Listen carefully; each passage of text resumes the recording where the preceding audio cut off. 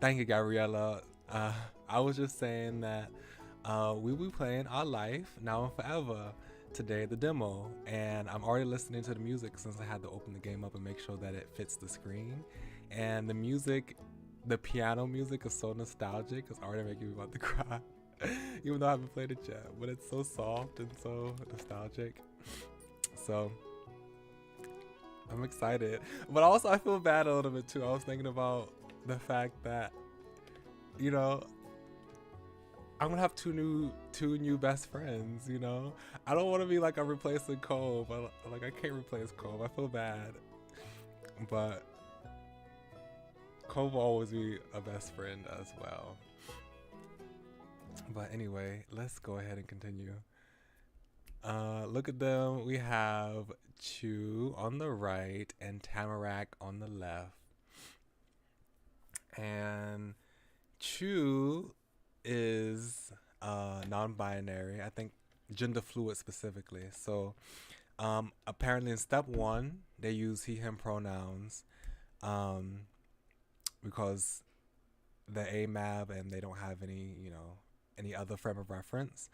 And then step two, they will use they/them pronouns instead. And then step three, when they come out as gender fluid, they use both he/him and they/them pronouns, but not interchangeably. Apparently, they have a system where they have their nails painted. If their nails are painted, it'll be they/them. If their nails are not painted, it'll be he/him. I think that this demo only goes to step one though, so I don't know. So I'll be using the pronouns for Chu as we progress through the steps according to which pronouns. So yeah, I'll refer to Chu as he for now. And then we have Tamarack, who is a lovely girl with the red hair. So let's play a new game. Tutorial.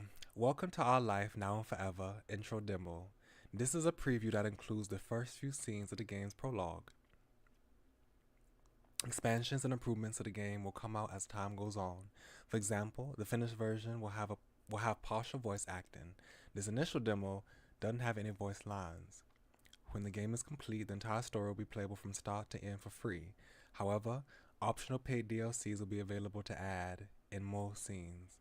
The very start is a brief tutorial that will be skippable in future playthroughs. It will help you get acquainted with all the many ways your choices can impact how the game plays. At any time, you can press the pref button on the left side of the game screen to open the settings page and make the experience better suited for you.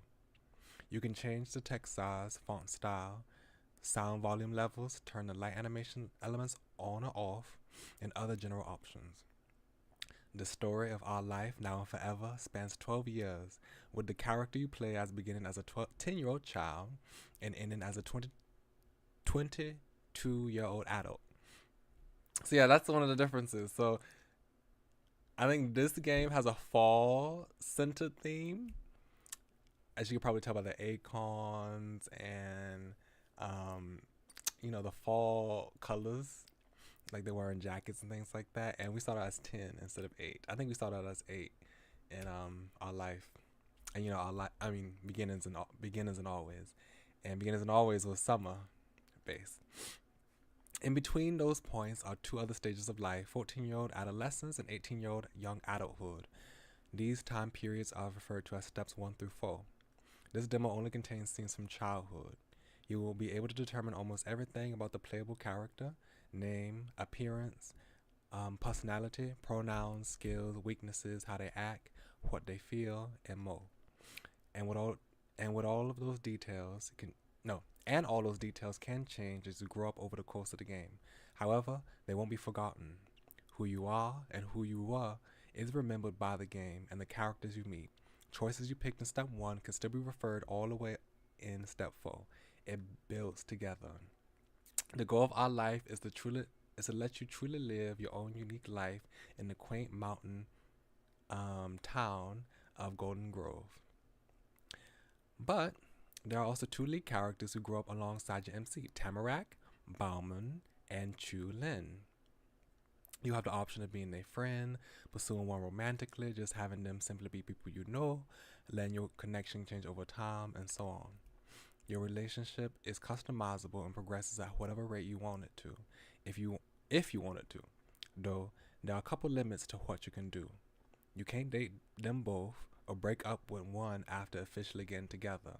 If you've had a lead, if you've had a lead, yeah, if you had a lead become your romantic partner, that's permanent. Tamarack is a little girl, she, her, when you meet her, and she always identifies as a woman. Chu begins the story as a little boy, he, him, but questions their gender as they go by. Chu will ultimately come out as gender fluid, he, they. Our life now and forever doesn't include the option to romance a strictly male identifying character, but we do have another game, Our Life, Beginners and Always, if that's your preference. There will be other characters to interact with, befriend besides Tamarack and Chu. Those two will be the main focal points. How well you get along with other kids, your teachers, your mom, and so on is still in your control. With those basics mentioned, the tutorial will move on to a new screen now to explain another major gameplay element. Now, they mention you won't be able to romantically pursue both of them. Let me go and look at the let me go look at the what's it called? The announcement. Because I do remember saying that they will have a polyamorous relationship feature as well. So let me read that real quick. Yeah, okay. So they do. So I guess they didn't change in the demo. I think the demo's been updated recently, but I don't know if it's been updated. Apparently, it has been updated with this new idea.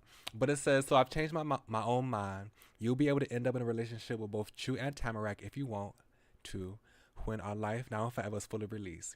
I originally didn't guarantee a polyamorous relationship option because I didn't know for sure if it'd be possible to add it without pushing the game back. However, this story would simply feel incomplete without that. It was very obvious when writing Step 2 preview for the soon-to-release demo update. Chu, Tamarack, and MC are as important as a group as they are individual parents. It has to be done. Besides tons of choice and having relationships be whatever makes you most comfortable is why people wait years for GP patch to finish these games in the first place. Now, the way the optional poly relationship will work is that Chu and Tamarack will be in a committed platonic relationship with each other and can be in a committed platonic or romantic relationship with the MC. Chu and Tamarack won't be romantically involved with each other regardless of the choices the MC makes.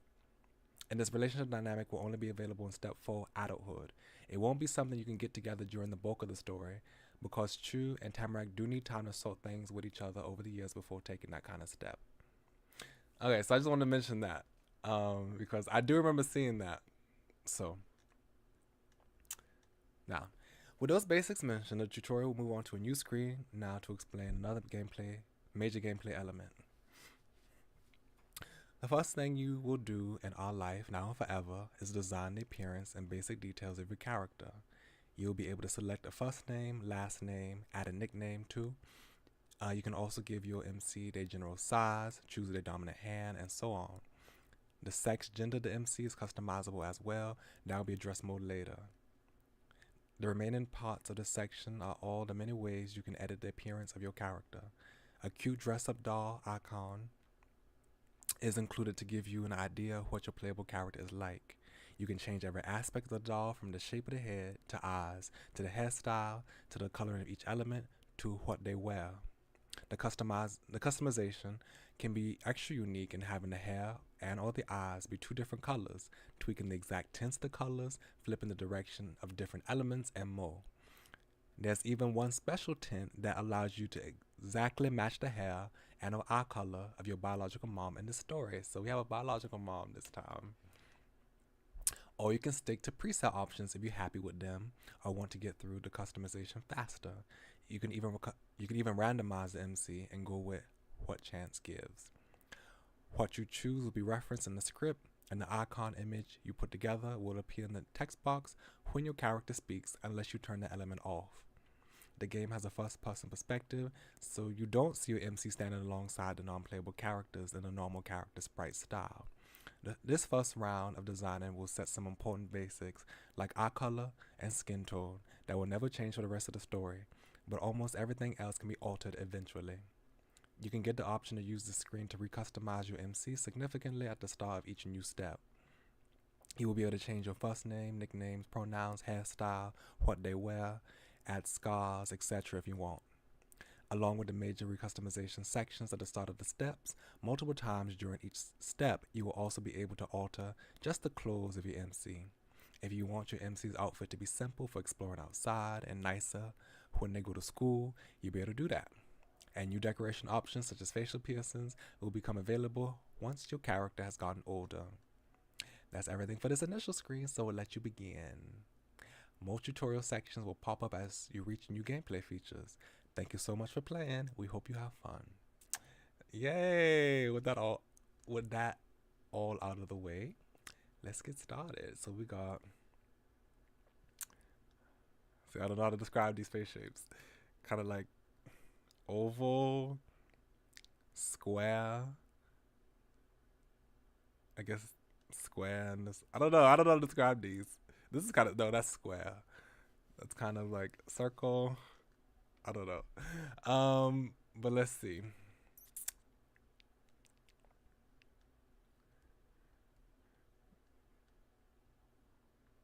I feel like Pascal looks like this. Okay. Eyes.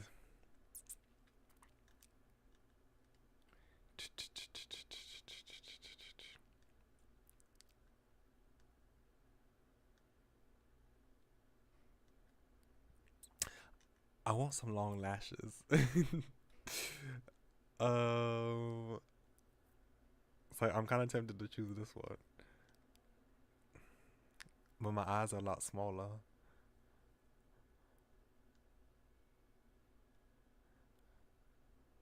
I'm gonna choose this one anyway. Hair. We got this little hair fronts. We got the small curly front, like split bang, dreadlocks, curtain bangs, braids. There's like bowl cut type thing going on, buzz cut, a whole bunch of stuff. Ooh, this is so cute. I love that.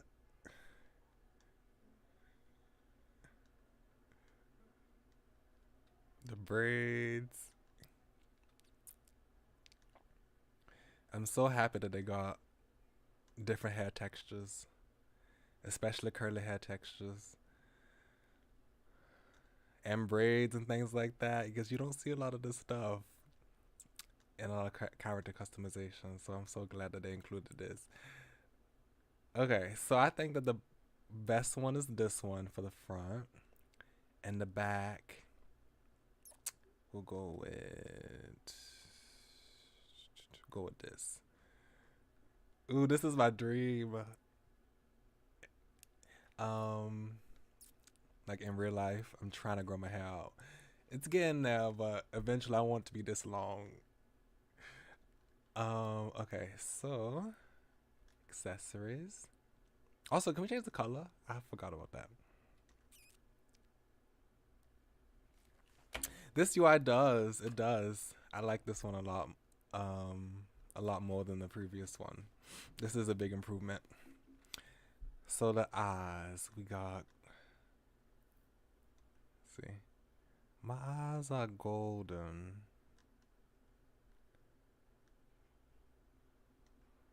We'll choose that one. Hair, white. Also, we need to change our skin. There we go. Okay. Neck accessories.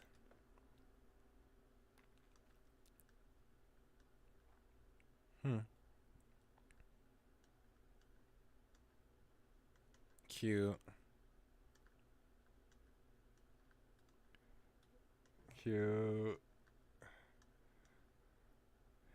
Let's.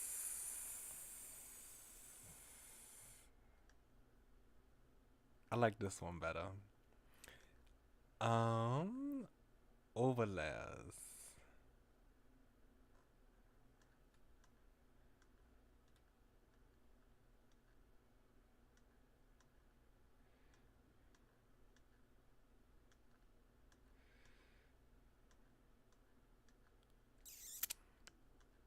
I feel like it's only fitting to have a woolly quote, you know? Let me see. Let me just make sure. Yeah, we'll do that. Head accessories. Got these earmuffs, hat, scarf, hijab, bow, another head wrap, beret, cap, kufi, another hat, flowery garland, some more earmuffs and things like that. Cute. Bonnet, period. Bonnet. I have a bonnet that I sleep with. It's so cute that they included that. um, let's see.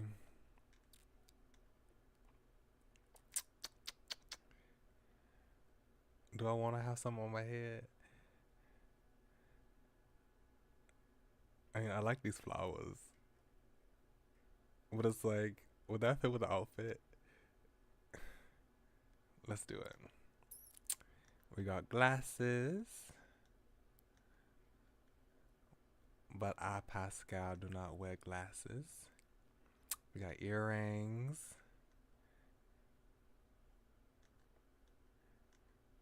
Cute. We'll save those earrings for a later date. Bandages. You can have be all beat up. Goodness gracious. You can have one on your cheek, one on your the bridge of your nose, and one on your neck. Oh my gosh. Okay. Um, let's see. Scars. Nice. Again, you could be all beat up. Birthmark.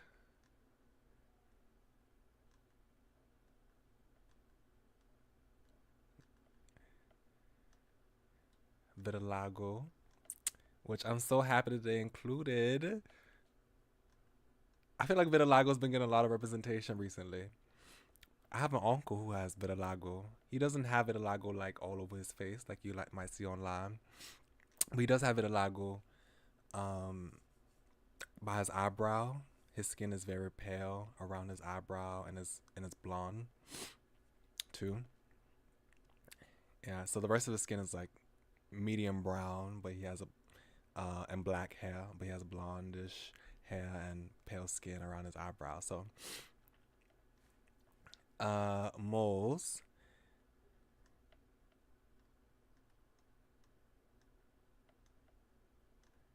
Wow, you have moles all over the place. Wow, you include it all over the place. Pascal does not have a mole. Freckles. Acne. I never really suffered from acne as a child. I suffered from acne a little bit when I got into middle school, high school, but it wasn't never really that long either. So we'll save the acne for later as well. Okay. First name, Pascal. Whitlock. Okay, I was scared. Like I was scared that they won't fit. Nickname. Hold on. They won't go back to tell me I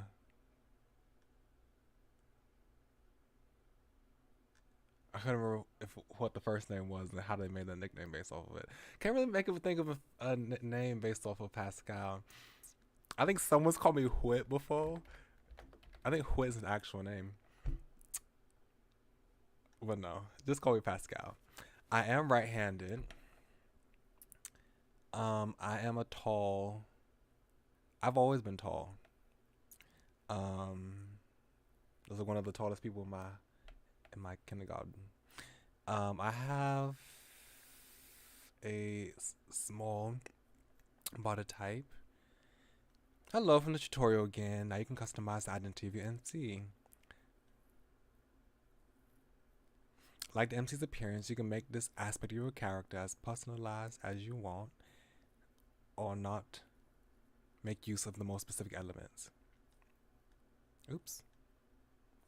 You said Cal. Cal seems like a cute nickname. Determining the gender the MC will assign at birth, what pronouns they use, if they use multiple pronouns, adding in your own custom pronoun, selecting which gender terms they're more comfortable with, and such can all be up to you.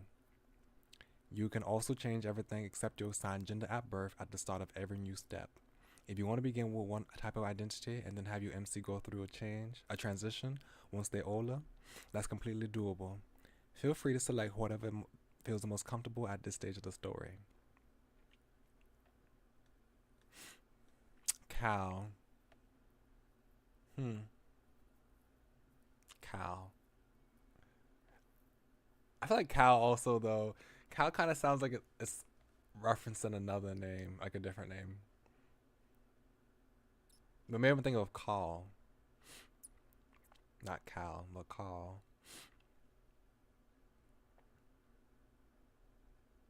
I think I'll just keep Pascal for right now. We'll do he, him pronouns for right now. Male, male. We'll do Mr. Sir. Madam? Oh my goodness gracious. So, Regal. How would you like people to refer to you? Masculine leaning, neutral leaning, feminine leaning, advanced customization. I want to see. Okay, so custom.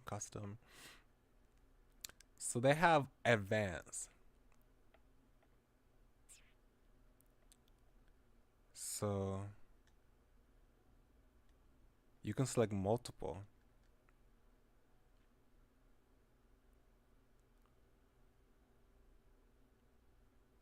This is a weird one to me. Smart Alec.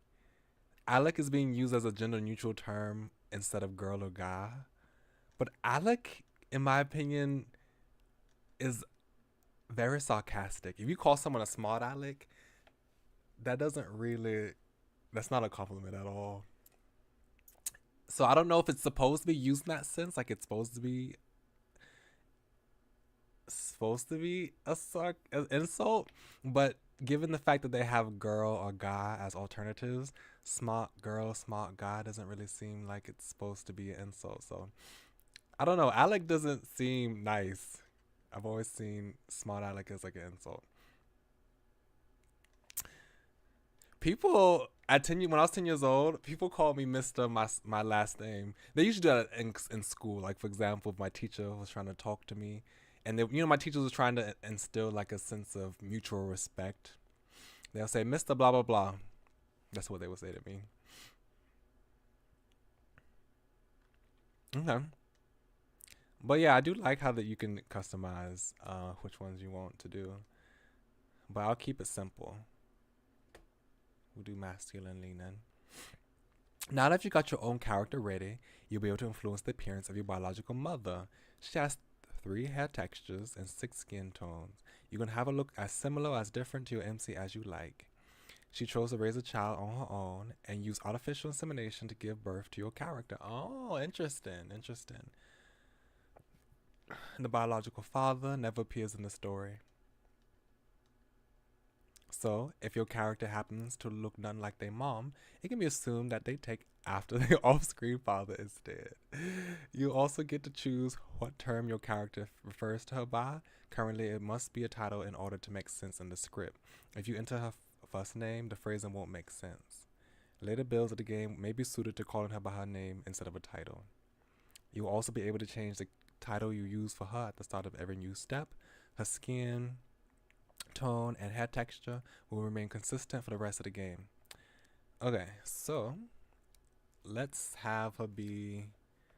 I guess I'll kind of make her like my mama in real life. So we'll keep the skin color as it is right now. Let me see. Yeah, we'll keep it like this. My mama has curly hair, and I call her mama. I call my mother mama, and I call my father daddy. Mama and daddy. That's how I've grown up. Um, so we'll have mama, and yeah, and we got a last little bit of customization before the story begins. Your interface, display style. Right? I was kind of thinking that they would kind of randomize how she would look based on the way you chose it. Based on your chosen characteristics, like based on your appearance, not, choosing her specifically. But I like that little detail. And hello, Okapi Flower. I'm doing pretty fine today. Um, yeah, I'm excited to play this game. So first, there's your sticker. A sticker is just a charming little image that appears in certain screen graphics, such as choice menus, and most importantly, save files.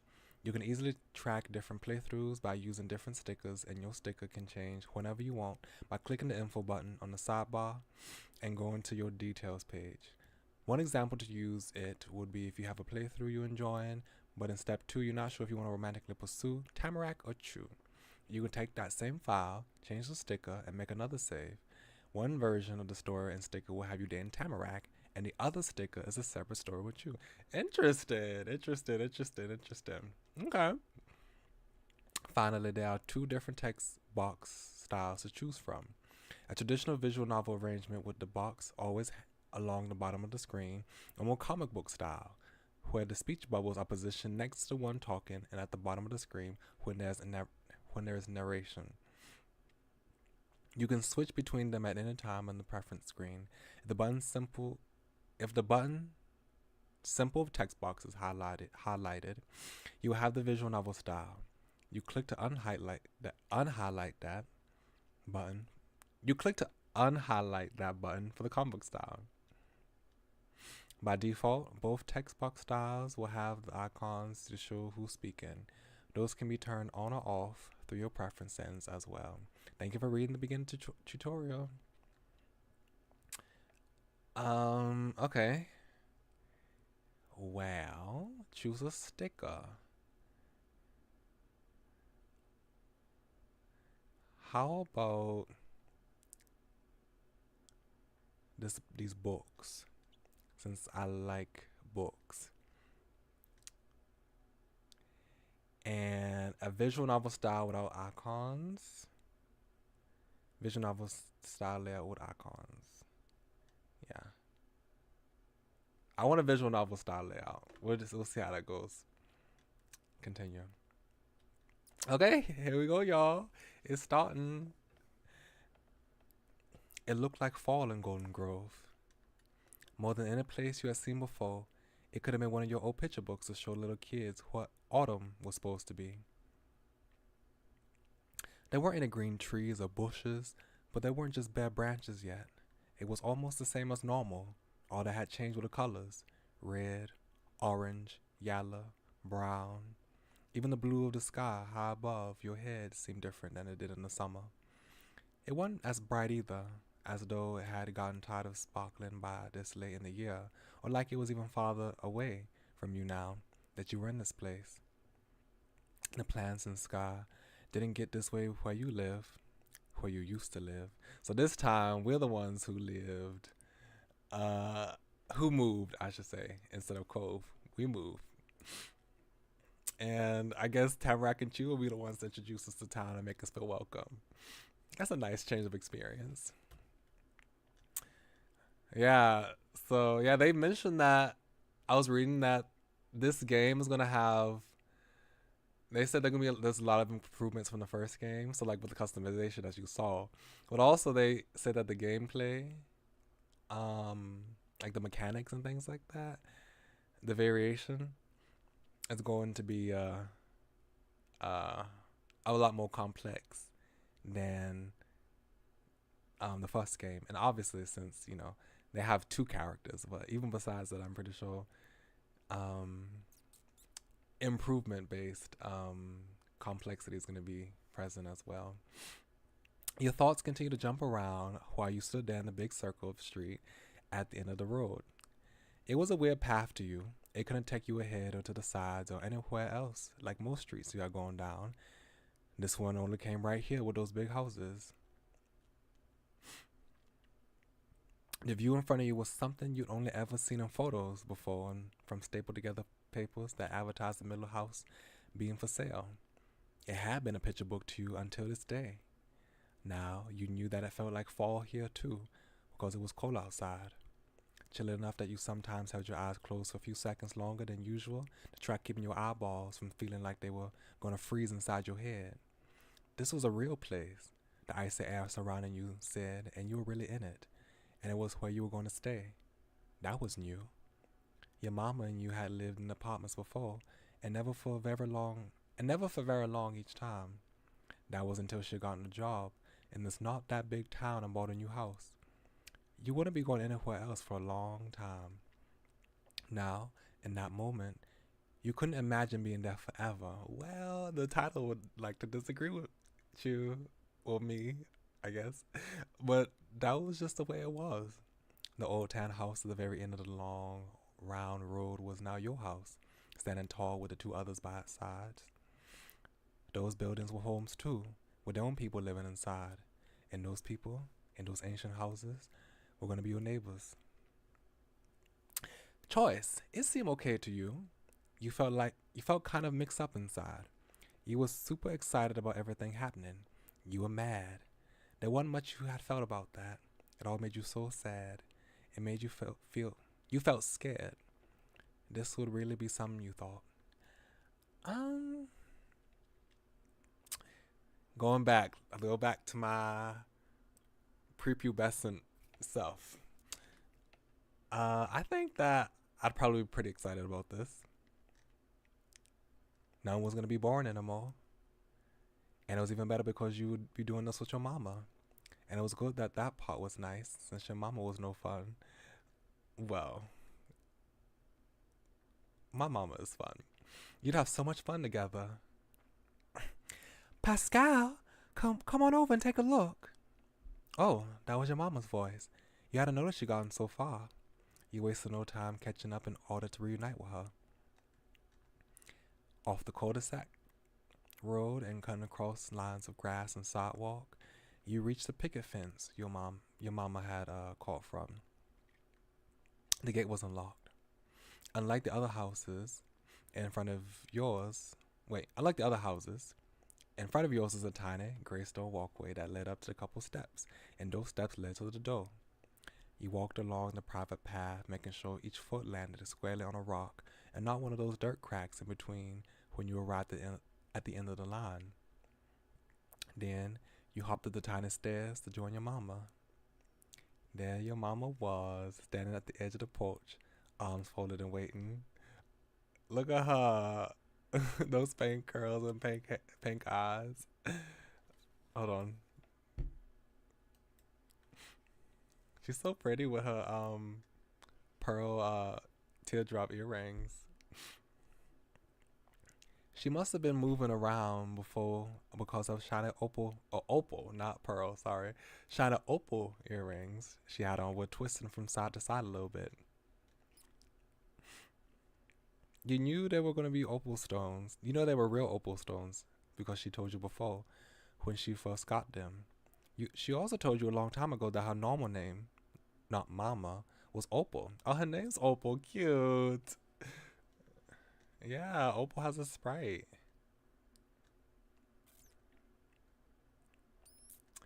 I um I kind of expected shit. Well, I've seen her Sprite beforehand, so I already knew. But I think that's also the reason why they kept her hair customization limited, because they would have to redraw, Sprite elements several times for as many times as you have options to choose from. So I think that's the reason why they only had 3 different options for her hair: straight, wavy, and very curly. So they can keep things simple. Her clothes were the colors of a clouded day after rain had already come and gone. The kind of day that could be cold or bad or really relaxing and comfy. It depended. You wondered which way she look at it from. You didn't know. The rest of her, though, was so much more bold, especially the matching purple cranberryness of both her hair and her eyes. There weren't a lot of things out in the world with that color that could feel gloomy. Mama smiled at you. It made you feel as soft and warm on the inside as your mama was on the outside. What do you think? It's a pretty place, huh? I've seen worse junk. I've seen better places. It's beautiful. I'm gonna have my own room, right? It stinks, you said bluntly. It stinks, you said jokingly. It's okay, I guess. You stared at her blankly. You nodded eagerly. You shook your head furiously. What did she say again?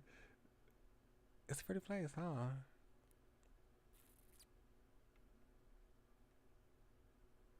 It's beautiful. I agree, my dear. Her mouth stayed in the shape of a smile, but her eyes and eyebrows had changed, bending in a way that seemed like she wasn't really smiling, or was some other kind of smile. She put a hand on one of the white painted pole things that kept the porch roof from falling down. Her fingers moved along it. Won't be much longer. The real estate agent should be here and hand over the keys in a couple hours or so. Then it'll be official. We'll be the newest residents of Golden Grove. You shifted your weight from one foot to another. This was a big deal to your mama. Her whole life was changing too. We have to wait a couple hours before we get the keys to the house? Come on now. I don't know if she just wanted to come early or they late or like, huh?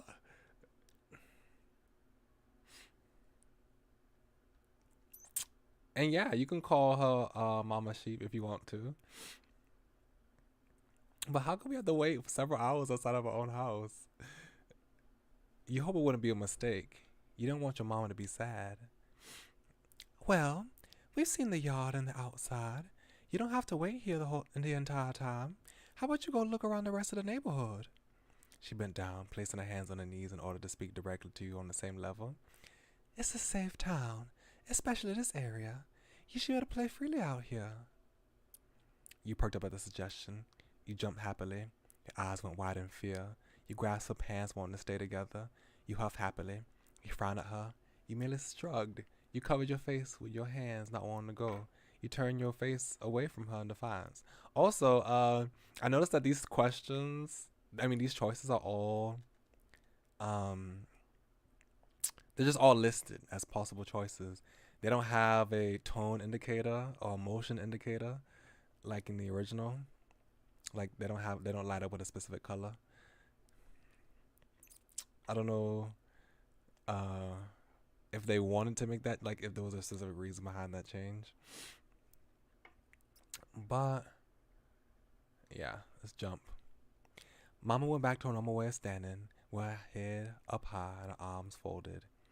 That's the spirit. Enjoy yourself. Don't stray into any other streets today. Yes, Mama. That's not fair. I won't, promise. You didn't care about rules, but you kept that to yourself. You gave a thumbs up. You grumbled about the restriction. Yes, Mama. Thank you. I trust you. With that, you flipped around, bounded in steps, and went back towards the sidewalk, ready to explode. Step 1. Prologue. Your shoes really squished into the dirt pot when you crossed from where you were down to the solid road. The smell of the grass and the rain-softened ground crisp through crisp through oh gosh. Crisp though, somehow also kind of musty, hung in the air, bringing a whole new year of school with it. You were going to be a 5th grader. It would be completely different from being a 4th grader, and not just because you would be attending a new school. You would be in the highest grade of the place. Maybe that was why your mama was so sure that you could do this by yourself. You were growing up. It felt good knowing there was more and more out there that you'd be able to explore on your own. Then, before you took one more step, there was a faint tap against your shoulder, It was barely stronger than the wind, but it was definitely something, and it was completely out of nowhere. Huh, you wonder what that was? You jumped straight in the air, out of shock. Both your fists went up defensively. You scream. You rub your shoulder, feeling annoyed at whatever it was. It was a ghost, you deduced. Faint tap. Okay. How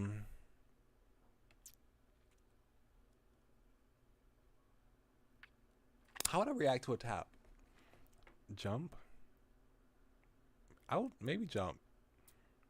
It was pure instinct. You hadn't even realized it happened until you were back on the ground. Rapidly, you ping-pong your gaze from left to right, trying to get a glimpse of the poking perpetrator. No one was there. The neighborhood was empty, except for you. You would have settled on it being a mystery forever if you hadn't noticed there was a thing left behind from the encounter. Sitting there in between the muddy brown blades of grass was something new.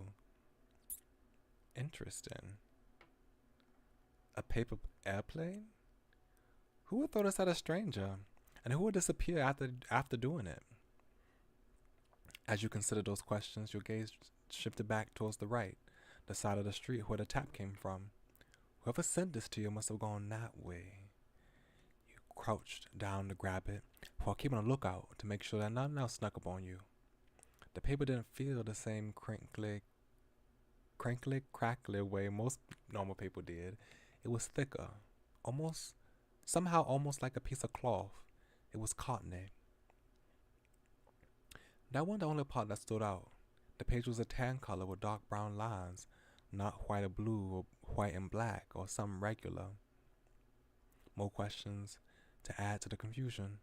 Where would paper like that have come from? You turned the paper airplane around in your hands and squinted your eyes keenly. There were pencil markings on the underside. The paper had scribbles, or maybe even letters. That was enough of a sign to undo the shape someone had put together. You pulled at the flaps of the plane and flattened it out between your palms as best as you could. It was true. The paper airplane had a message. Well, maybe. There were some words on it, but not a lot, and they were on different lines from each other. You read over each tiny part from top to bottom. Hello. Go out. Hot out. And then in the bottom corner was Pascal Whitlock. Huh? How do you know my name? Your name. It had been addressed to you personally. There was no escape that you were the one meant to get that airplane. You scrunched up your face. The person wrote stuff on a piece of paper, turned into a paper airplane, and threw it to another person. And the message they sent was that? How do you know my name, though? I'm confused. This is too weird for you. This is so cool. This is a mystery worth solving. This was stupid. This scared you. This was something. Let's see. I may have been more happy-go-lucky as an elementary schooler, but I'd still think that's a little interesting. That's a little weird. It only kind of made sense. It only kind of made any sense in that they were all real words, but none of them meant anything together. You had to tell your mama right now. You were going to get to the bottom of this. You were done exploring. It was time to go back to the house. You wanted to just get back to looking around. We have to get to the bottom of this. Someone or something had to have sent this to you. You were going to stop until you found out who and why.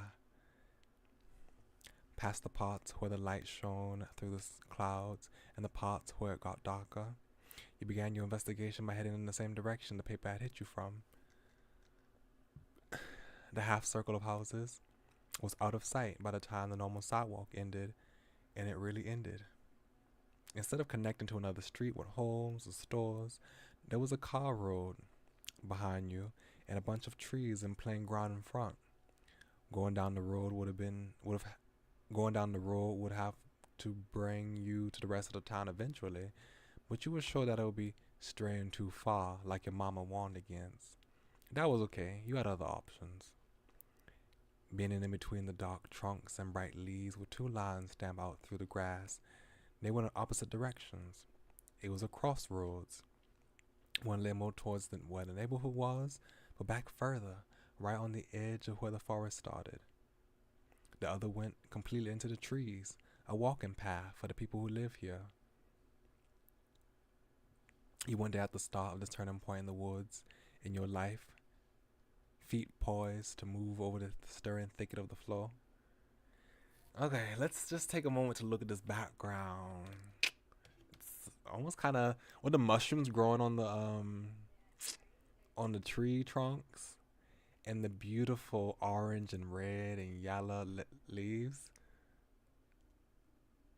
Hold on, wait. Is this a Hamadosima? I'm just listening to background music just now. Hold on.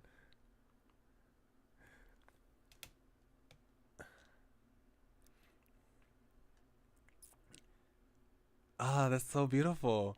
Hamadosimas always make things sound more so magical, so much more magical. Okay. You knew exactly which one you wanted, but you didn't know where you were going.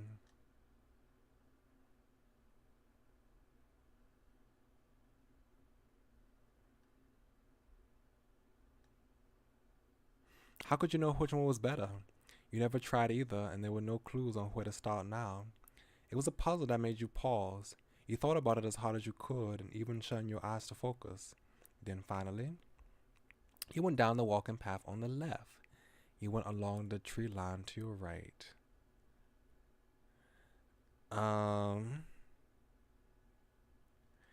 Well, you said that. Oh, wait, you can't hear? Oops, sorry. Okay. There you go. The desktop audio should be on now. There we go. And you say I should go to the right? Okay. We'll try the right.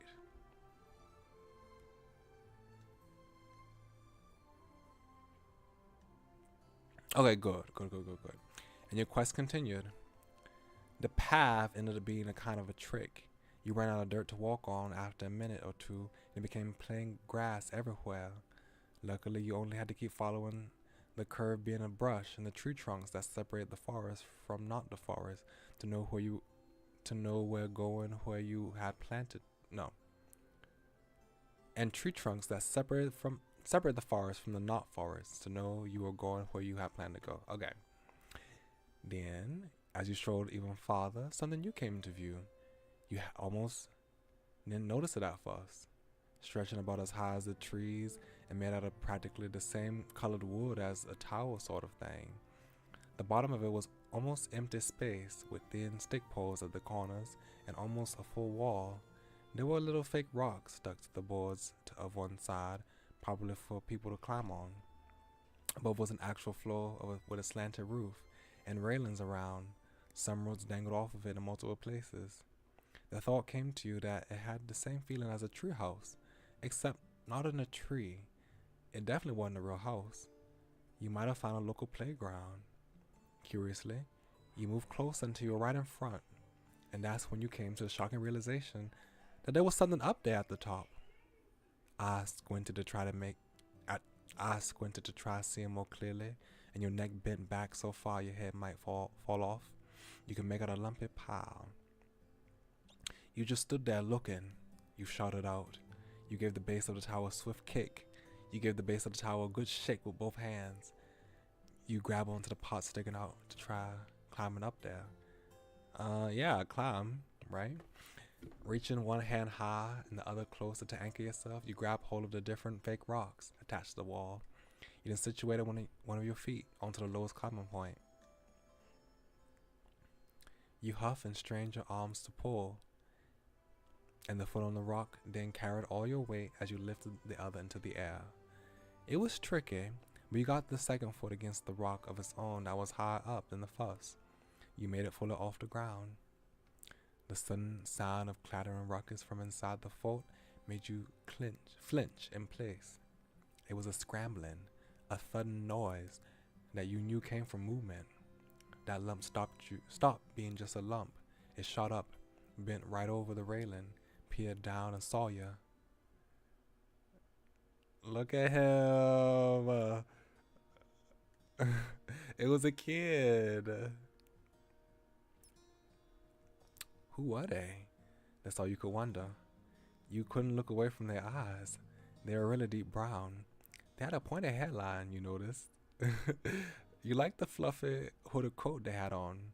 This is the prettiest person you'd ever seen. Oh, so cute, right?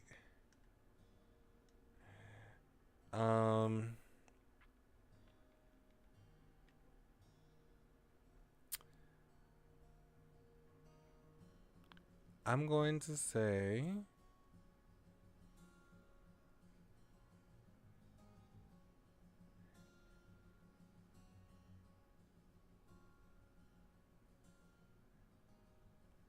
who are they? Is this the person that sent the airplane? Your hands started to shake as you held yourself up against the wall. You had to step back onto the grass. The person stayed put. The silent standoff of surprise played out between you and the stranger. Then, all together, one half of their mouth, one of their eyebrows, and one of their hands shifted upwards. The lopsided pose they had and the fact that they were on top of a tower made them seem pretty in charge here. Okay. Let's see what type of voice I want to give you. And also look at his icon. So cute. Look at that face. The CG is beautiful, but even the icon is so cute. Who are you? Why are you in my backyard? Oh, they were in charge here. I'm Pascal. I didn't know this was your backyard. I couldn't tell. Sorry. I'm looking for something. Who are you? Hi. Your backyard? There's no fence or anything. You said absolutely nothing. Oh, I didn't know this was your backyard. I'd probably say that. Sorry, I didn't know. Somehow they twisted their smile and leaned over the railing even more than before. Yeah, there's no fence, but there's a house right over there. And if you look again, you can even see that's the back of a house. And so, this is a backyard. My backyard, because I live in that house. You knew what a house was and what a backyard was. That kid was making a joke of you. How could I have known that far away house went with all this open grass? Fine, you just stop talking about it. You're being so mean to me. Okay, you're pretty clever. That house, it isn't even close to here at all. It's way over there. You're a jerk, huh? They were funny. You had to admit yourself.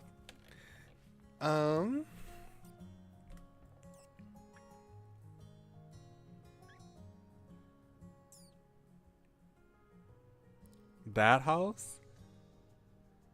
Your perfectly wise argument didn't have an impact on this stupid smile at all. I do have a pretty big backyard. Thank you for saying so. At that, they pressed the palms of their hands hard against the railing and then used it to kick their legs up over the sides and throw themselves right off the fort. There was a powerful crunch and gust of air when the person hit the ground just a little to the side of where you were. They landed on their feet, crouching into a ball and making the hood of their jacket flip over their head from the impact of falling so far down. The person stayed like that for long enough that the leaves they stirred up settled quietly into the grass again. There he is, cute. I love that furry hooded wrap. Like what do you call it? The edge trim, the fur trim. Then the kids straightened themselves out with more poise than you could have expected. Squared shoulders, chin up, and with one hand they pushed the hood down over their back again. They were confident and knew how to show it. That's that.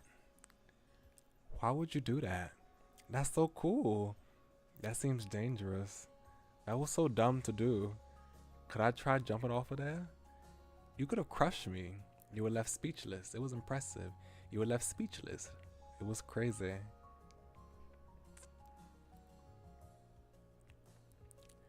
Let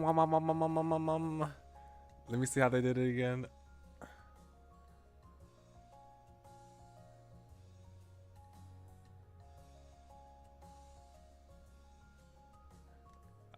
You crazy. They took hold of the open sides of their jacket and flapped them out, shaking off bits of sticks and whatever other stuff that got on it when they collided with the dirt. Anyway, they shifted their head around to get their hair back over their shoulders the way it was before, and then jabbed a finger into their own chest. Why do you call yourself Mister? That's so self-aggrandizing to call yourself Mister. I'm Mr. Liu Chen. Qiunlin. It means... Both of Chu's arms spread out openly, gesturing to the wide world all around. Autumn, nice to meet you. Oh, cute. What's your name? Actually, I didn't know that going into this, but now that he's brought it up, I kind of do know that the character for Autumn is pronounced Jew. Cute, I like that.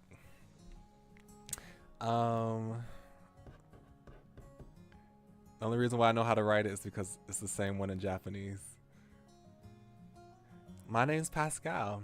I'm Mr. Pascal Whitlock. Why did you say it so fancy? You didn't say. But shouldn't the U come after the Q? No, Pascal.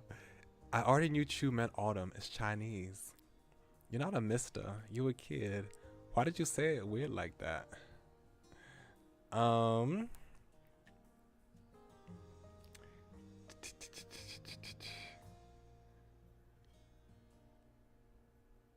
My name's Pascal.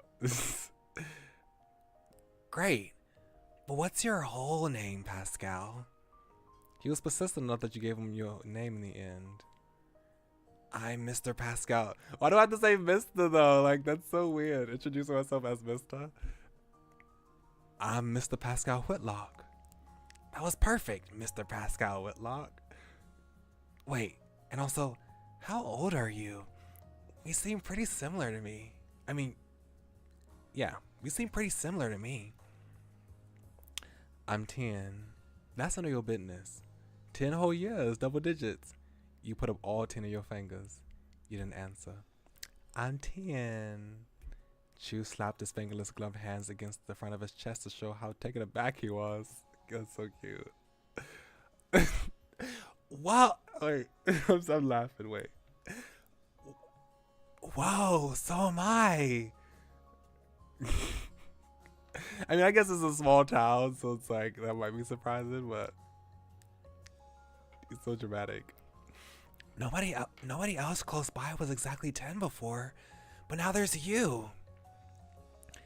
And you're gonna grow up someday, and I'm gonna grow up too, but that's never gonna stop us from being the same age. Cool. Yeah, it's cool. Yeah, this is great. Okay. Even if we are the same age, I still act older than you do.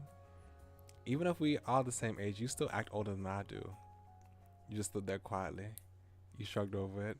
You gave a big thumbs up. How do I respond to that? Yeah. Okay.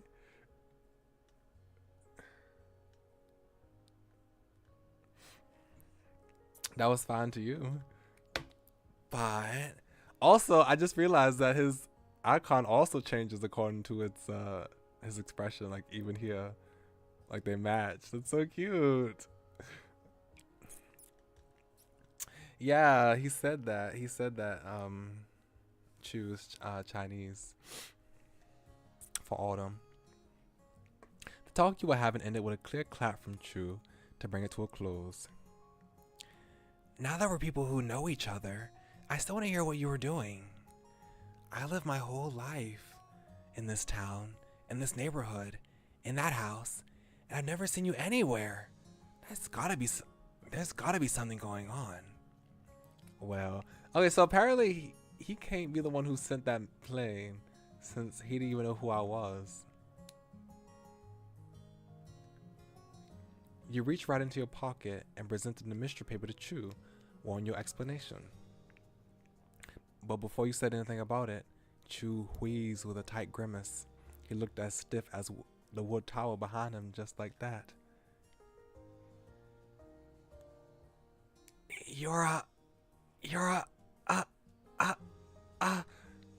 He stammered and babbled and pointed his finger all around the space that was sort of in front of you until the word finally came to him.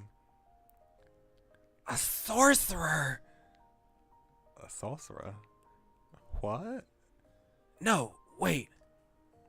Chu threw his hands up high towards his shoulders, the sudden movement making sure none interrupted his train of thought. You're a thief! Oh, look at the exclamation points. That's why you're here, to rob my house. That's right. I'm gonna steal all your stuff. No, you were right before. I'm magic. I'm a sorcerer and a thief. I'm not a sorcerer or a thief. That makes no sense. Why do you sound so excited about that? You think I'm gonna rob you? You don't know what to say to that. Why would I let you know if I was here if I was gonna steal things?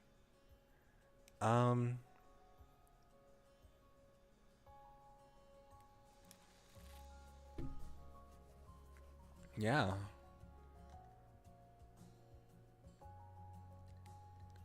No.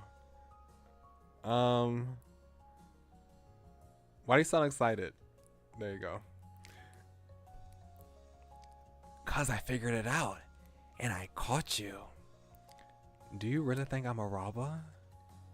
He got all fluttery with his laugh and the waving of his fingers. No, you're just a kid, but you've got some good tricks. Chu tucked one of his hands inside of his jacket. He moved it around in there, in the whole time. There was some kind of secret pocket or compartment in that quote. Aha! Just as you thought. So did he actually write it? Wait, just as you thought, when he removed his hand, he was grabbing onto something. It was a little notebook. The edges were bent up and crumbly, probably from being squished a lot of the ways and a lot of times. And there were papers sticking out in weird ways that made you think they weren't even attached to the book anymore. It was just smashed between other pages to keep them in place.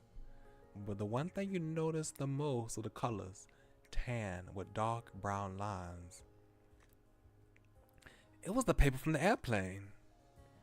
Chu flipped open the book, tapped in a slow, considering rhythm at the front page with the back of his knuckles, and said what you wanted to know without you even having to say anything. That's my special paper with my notes in it, but it's not in my notebook. It was in your pocket. You must have done the thing that's sleight of hand. Sleight of hand. Sleight of hand. That's what you did to snatch my stuff in the blink of an eye while I was standing right here. So you're a magician or a pickpocket. That's all it could be. He shifted on his feet, putting one hand to his hip and using the other to make a waggling gesture with his notebook. Chu was really confident in his accusation against you. Can you show me how you do it?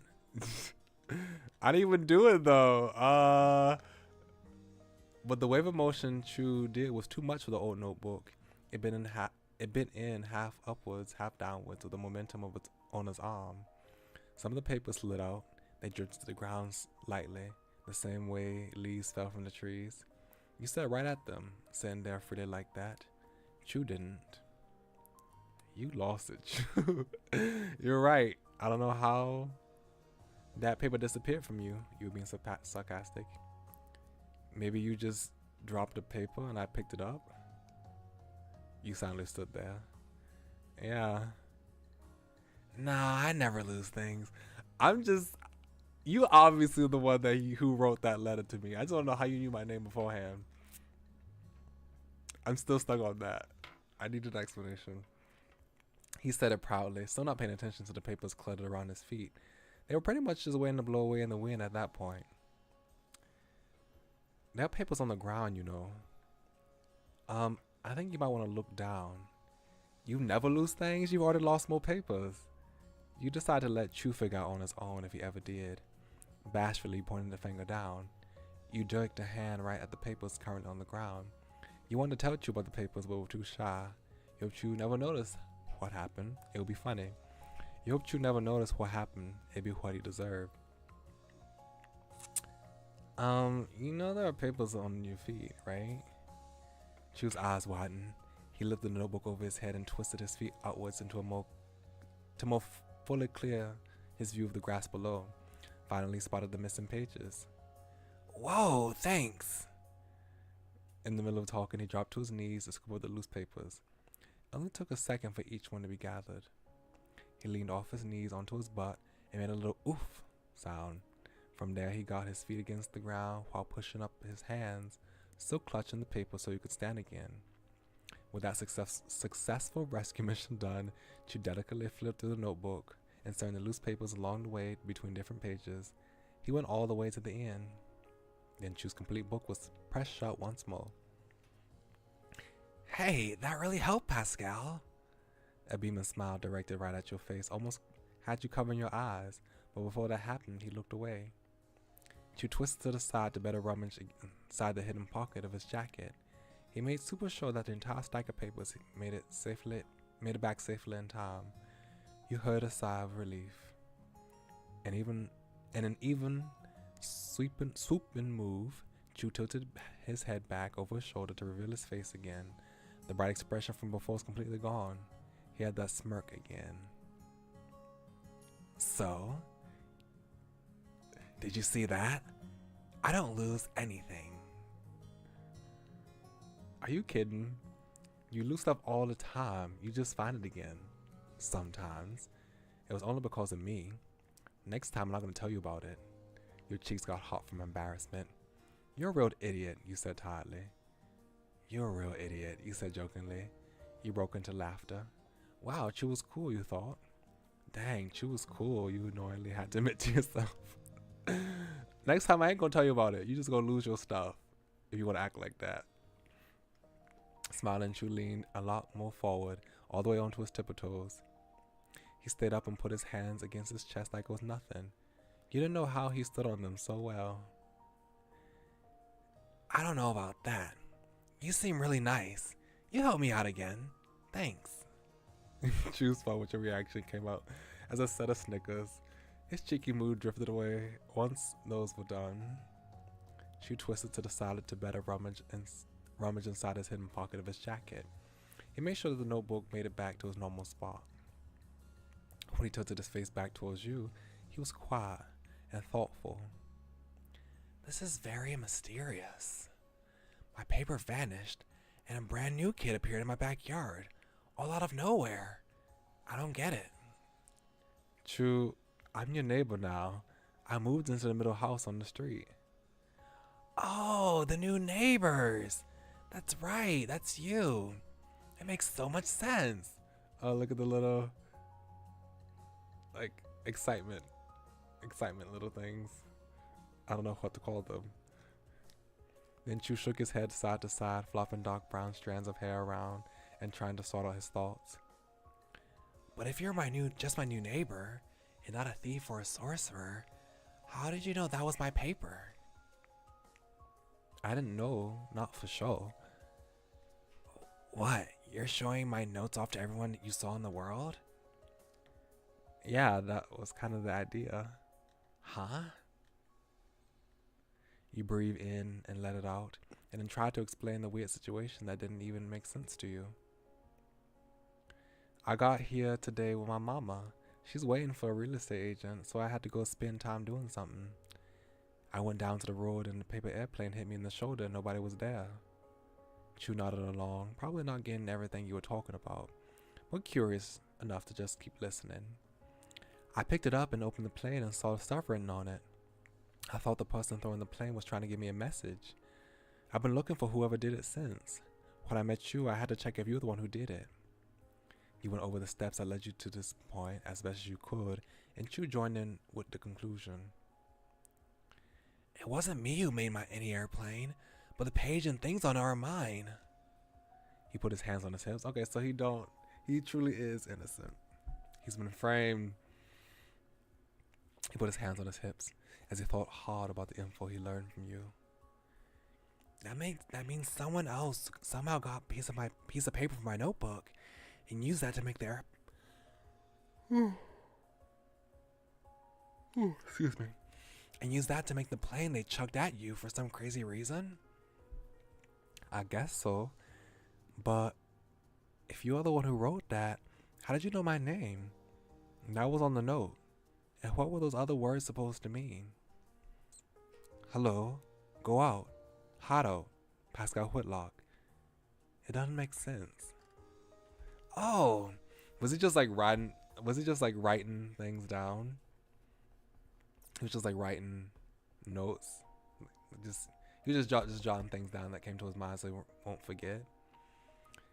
Chu cracked a smile and flicked out his arms to start his own explanation. That's just stuff I was gonna do.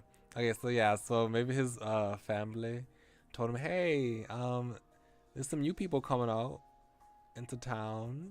They're moving into town today. How would you go hang out? I heard that they had a son. His name is Pascal Whitlock. And he wrote it down. Counting on 1, 2, 3 on his fingers, Chu listed off each part of the letter simply. Hello, says hi. Hello, say hi to the people around. Go out, visit the town or another neighborhood or whatever. Hideout means go to my hideout. Chu stopped the countdown to pat on the sturdy wooden wall behind him with pride. Right here. Fine. I get it now. Wow, I like your hideout. That's so stupid. Your hideout is your own backyard? If that's a hideout, why would you tell me it's a hideout? You didn't speak. Your hideout is your own backyard? Where else would it be? Anywhere but there. Nah, I live here. Ah, yeah. For your name being there, my mom and dad told me. They talked about the people who were moving in next door and how there was going to be a kid my age, and his name was Pascal Whitlock. It was cool to me, so I wrote it down. That way I wouldn't forget. And I even took out and read that page to make it a lot to make sure it'd be something I remembered. Looks like I forgot after all. That's it. Okay then. Thank you for trying to remember anyway. I don't know why you're so confident when you get everything wrong. You said put off. You're such a scatterbrain, you said put off. Wow, you're such a scatterbrain, you said fondly. I can't believe you forgot who I was after your parents told you everything. You quietly accepted his answer. I can't believe you forgot about me. Sorry, I'll remember this time, definitely. But I'm gonna stick with you now. Whoever took my paper is still out there, and you were their target. Maybe you're not a sorcerer thief, but what if maybe you're not a sorcerer thief? But what if that paper airplane person is? We'll figure it out, and you won't have to worry about anything. Okay, you can come. I was gonna ask you that. Well, all right, if you want to. Yeah, I could use some more eyes for looking. Thanks. I would have been scared to go alone. This is something I need to do on my own. Sorry, I'm going by myself. No way, you have to stay here. You nodded in agreement. You shook your head and all.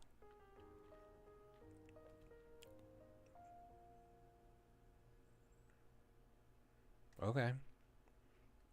Super. Do you have a plan? You stood up tall, accepting your now partner on this trip, and laid out the next part. Yeah, I know which way we should go now. We have to go back to the spot in the forest with 2 dirt paths. I know that place. It's right nearby. Let's do this. And so you started to walk along the autumn tree line now with your new partner in the adventure. Chu came alongside you with bold, certain steps.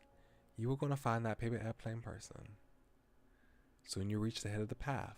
You were at the crossroad once more, but you brought back knowledge and this new boy with you. Alright, we did that one. It's where you were. And down there's just a car road.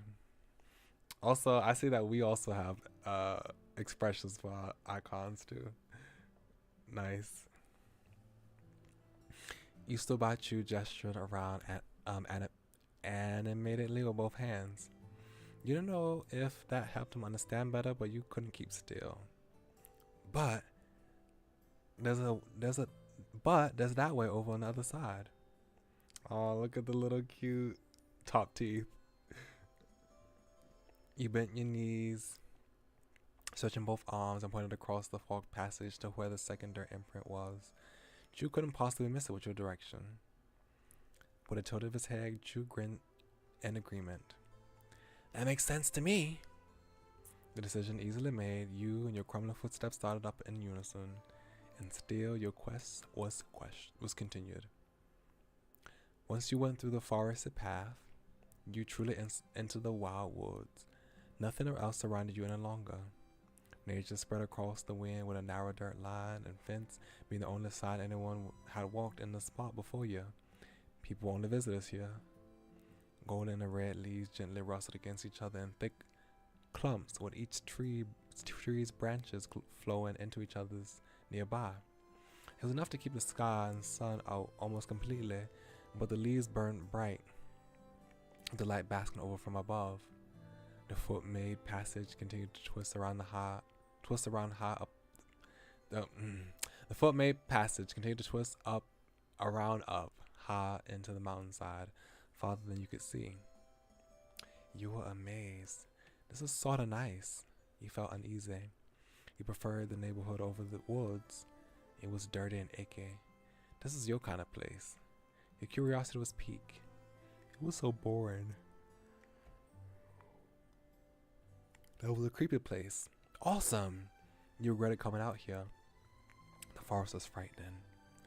My curiosity is piqued. With your wide, wondrous gaze thrown at every which way, you let yourself flow deeper into the thicket. She watched your face. Your good mood was enough to rub off on him.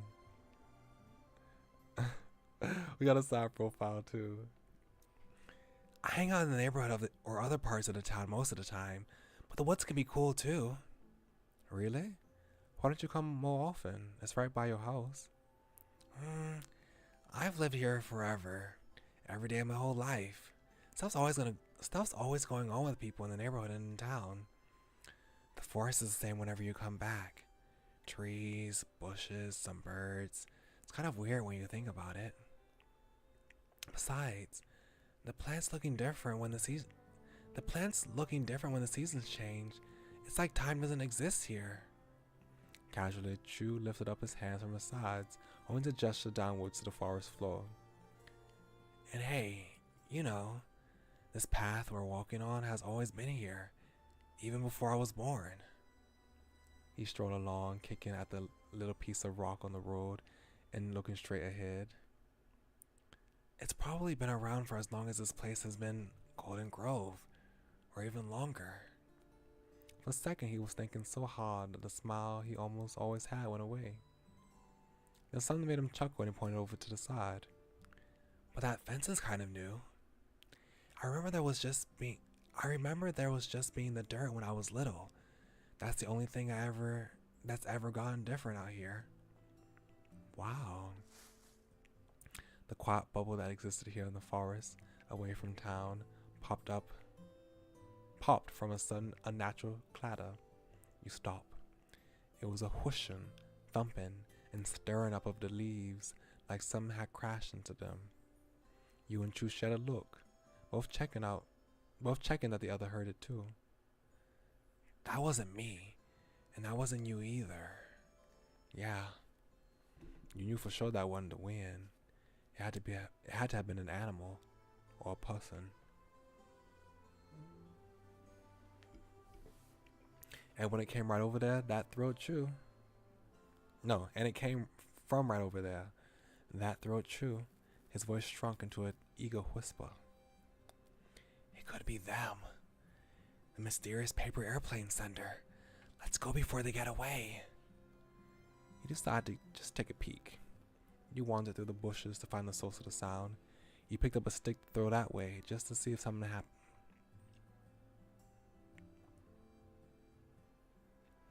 Wander through the bushes. You pull up your socks and began to make your way off the path and through the overgrowth. It was harder to keep your foot on the slanted, untrimmed ground. When you reached the really tree-cluttered spot, you grasped at the branches and pushed them aside in order to open enough space for you to get past. You moved them the way you would open up a set of curtains, but that was a lot harder to do. The tiniest branches couldn't take the bend and snapped from the pressure. You could feel the splintery ends of the plants scratch a little at your face and clothes. It wasn't as smooth as an entrance as you hoped it would be.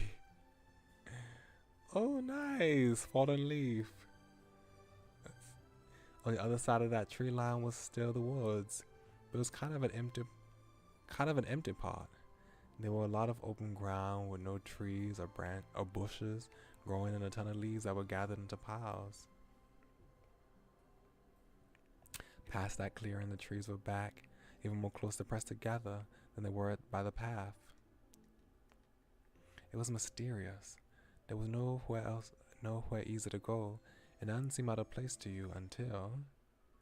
Tamarack! There she goes. This little cutie. Hello! There was a shout and a new whirlwind of leaves rushing through the air. From underneath one of the piles was another kid.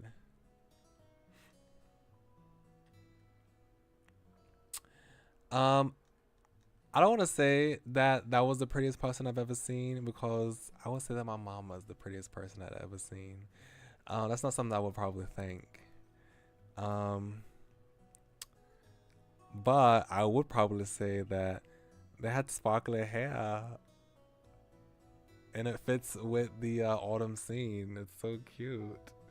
The red autumn scene. You stared at them, and they looked right back at you as everything they'd thrown into the air gently drifted back down. Hi. Were you in there this whole time? You scared me. Do you live out here? You crazy. Did you know we were here? Were you waiting for us? Awesome. You had no idea what to do. You began to laugh. I thought we were gonna catch someone, but you got us.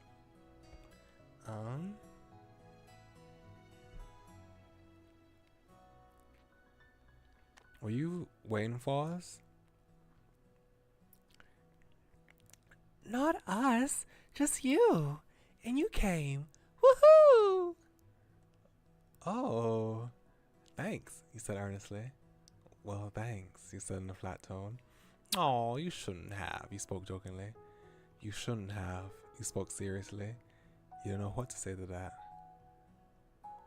Oh. They got the stranger giggling. So, were you the one who sent that letter? Chu folded his arms across his chest. He blinked slowly and thoughtfully. He usually had plenty to say, but in that moment he was left as stumped as one of the actual stumps in the forest. Wait here. The jumping jack kid hopped again, but this time it was to get off the ground. They dashed the opposite edge of the open space. Leaves scattered behind them, dropping out of their clothes and being kicked up by their steps. You were already wondering what was going to happen next. Oops. Watching them go, Chu finally spoke some words. Oh, so they've never met before. Either. Interesting. It's another person I've never seen before today. He twisted around so the top of him was angled more towards you. He brought some of his hands to the side of his mouth and held the other close to his chest, pointing suddenly at the direction the stranger went. Pascal, Do you know this Leaf kid? No. Chew, you're the only person I've met here. I don't know anyone in this town, not even you. You shook your head strongly. You simply stared back at him. No, I don't. Yeah, I didn't think so. Fox? Chew will be a fox and Tamarack will be a bear. I don't know that too much about Tamarack just yet, but I could see Chew being a fox. I can see it. Chew's arms fell back down like limp noodles, but he never took his eyes off the other person. He was definitely curious. From behind one of the tall, crooked trees, the kid began throwing sticks and other plant pieces around. They were uncovering a hidden treasure, a big brown bag. They had to use both hands to lift up the pouch and get it over their head. The thick strap pulled tight under the strain of the weight attached to it. The line of their mouth looked just as strained. The stranger huffed when they released the bag from their fingers, letting it rest completely across their shoulder. You heard stuff bumping around inside from your position. Wait, you heard stuff bumping around inside from your position, way over here. It was a really full pack. But didn't slow that kid down. They ran back at full speed to meet where you were. But when they were in front of your face, they gave you a wave and asked a question. Hi, are you girls too? Chew gestured to the front of himself casually. I'm a boy, Mr. Chulin, Q-I-U and L-I-N. I just love the way that he feels the need to spell his name each time. Wow, okay. Hi, Chew. The kid turned their attention to you. Are you a girl? No. You shook your head. I'm not a girl. No, why would you think that? You asked curiously. No, why would you think that? You asked curiously. No, why would you think something like that? You asked, feeling insulted. You glanced at Chew, shyly not wanting to talk.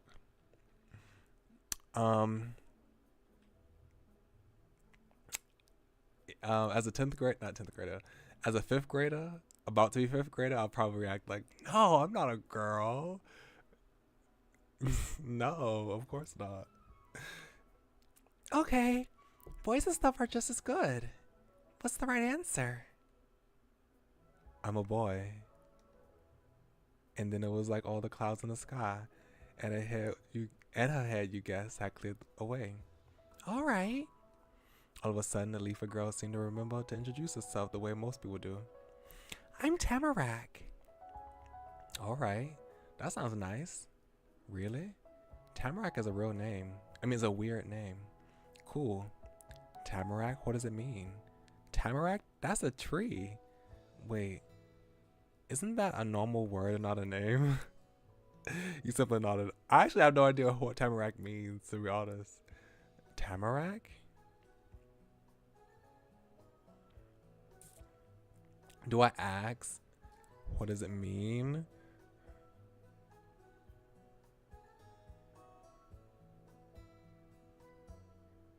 Will she tell me if I just say it sounds nice? She will tell me. Okay. It's like, I don't want to be rude and say like, your name is weird. No, I don't want to be rude. So I'll say, oh, that sounds nice. Thanks. A tamarack is a kind of tree. I like it a lot. Let me look it up, a tamarack tree. Tamarack. Oh, tamarack tree. It's kind of like a pine tree a little bit.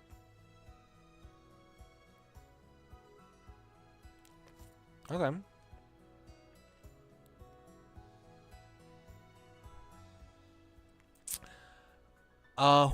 Would I see her being? I don't know yet. I'm not saying that she wouldn't be a bear. I just don't know. I don't know.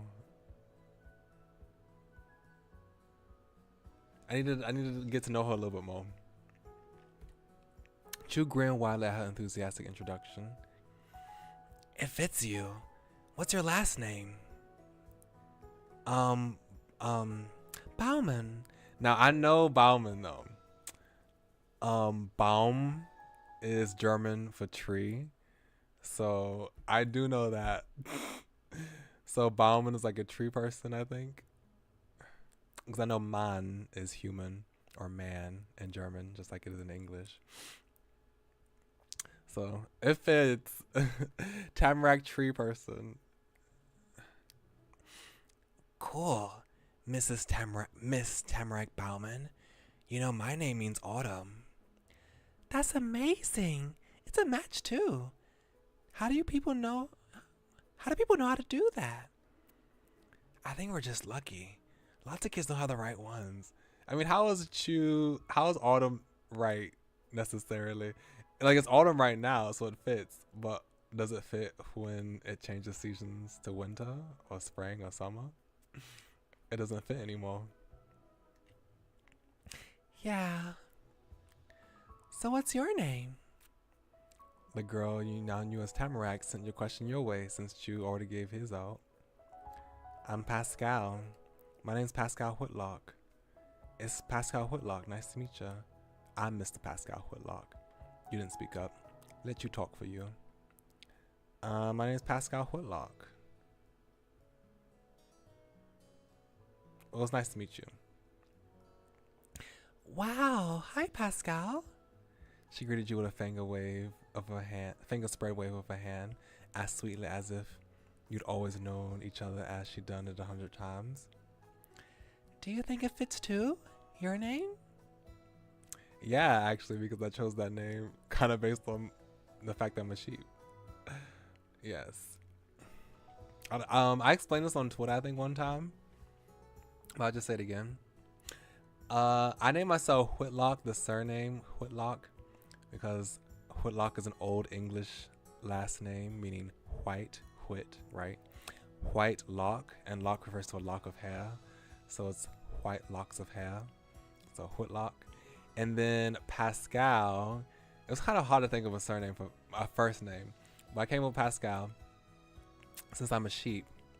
And Pascal means related to Pascha. And Pascha is a traditional name for Easter. And Passover, it comes from the Greek Pascha, which comes from Aramaic Pascha, which comes from Hebrew Pesach. So it refers to Passover and Easter. And Pascal represents the Paschal lamb. Like in Judaism, lamb was traditionally eaten on Passover. And then that symbolism carried over into Christianity, with Jesus representing the Paschal lamb that was crucified for the sins of the world. So I was like, Pascal seems like it'd be I mean, it's like, even though it's kind of sacrificial, you know, but it's I feel like it represents me as a sheep, I guess. So yeah, so it fits me because I chose it specifically to do so. Oh, all right. And Pascal is like fancy. Pascal is like has a fancy, high quality. It feels like regal, I guess, too. Your headband's nice. Thank you. Yeah, it is nice. Well, thanks, I guess. Oh, I like your hair tie too. You probably reached up to straighten the headband on your head. My mama got it for me, you announced happily. My mama made me wear it. You informed flatly. You just looked down shyly. Well, let's say mama got it for me. Wow. It's nice to meet you, Tamarack. Maybe. He pointed a suspicious finger her way as he made another point with words. There was only one house for sale anywhere in this neighborhood. Pascal lives there now. Where did you come from? Unless you're Pascal's mom. Pascal's mom? She is too young to be nobody's She's too young to be nobody's mama. But Tamarack was completely tickled by the idea, giggling and covering her mouth with her hands. She didn't do a good job of stopping any laughter from coming out. No, I'm not a mom. I moved in with my Omi and Opa. Who are they? Are those your parents' names? Omi and Opa? You living with your grandparents? I've heard that before. Omi and Opa is grandma, grandpa. I have no idea what you're saying. You listen quietly. Actually, I have no idea which culture Omi and Opa come from. Who are they? Omi and Opa means granny and grandpa. I've never heard that. Is that another language? Uh-huh. It's German, and they're German. Cool. Okay. So I was right with Bauman. Bauman is a German surname. There's a granny who lives there and a guy that's her husband. That's your Omi and Opa? I think so, probably. Omi has really long hair. Opa has short hair and some of it is on his face. Yeah. Chu bobbed his head up and down with great understanding.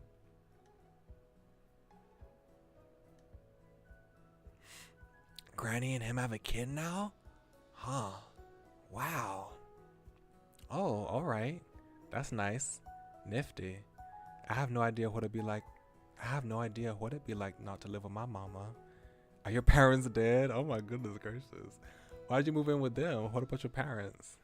You didn't say anything to that. That's a little sensitive. I don't want to bring up something I don't need to be bringing up. Are your parents dead? Oh gosh. Oh, alright. Yeah. I've been here 5 days and it's really good. There's so much out here. I probably won't be finished for a long, long time. Months, maybe.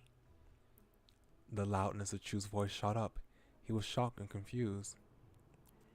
5 days? That's almost a week and I've never seen you. Where have you been this whole time? I said so before. I've been here. Tamarack used one foot to push against the ground and the other to stay upright and spun around in place. I play in the forest every day. After getting the answer, he went to normal volume again, but kept frowning. Oh, well, you can come with me and my friends if you want to. If you wanted to. We hang out in the neighborhood and in town, in my backyard and stuff. If you see us, just walk over and join. You don't have to worry. They'll like you. You can talk to me if you don't know what to do. She only shrugged, and the shoulder without a big She only shrugged, and the shoulder without the big strap went high. Maybe. There wasn't a lot of interest for Chu's offer. He finally grinned again. He watched Tamarack with a tilted head.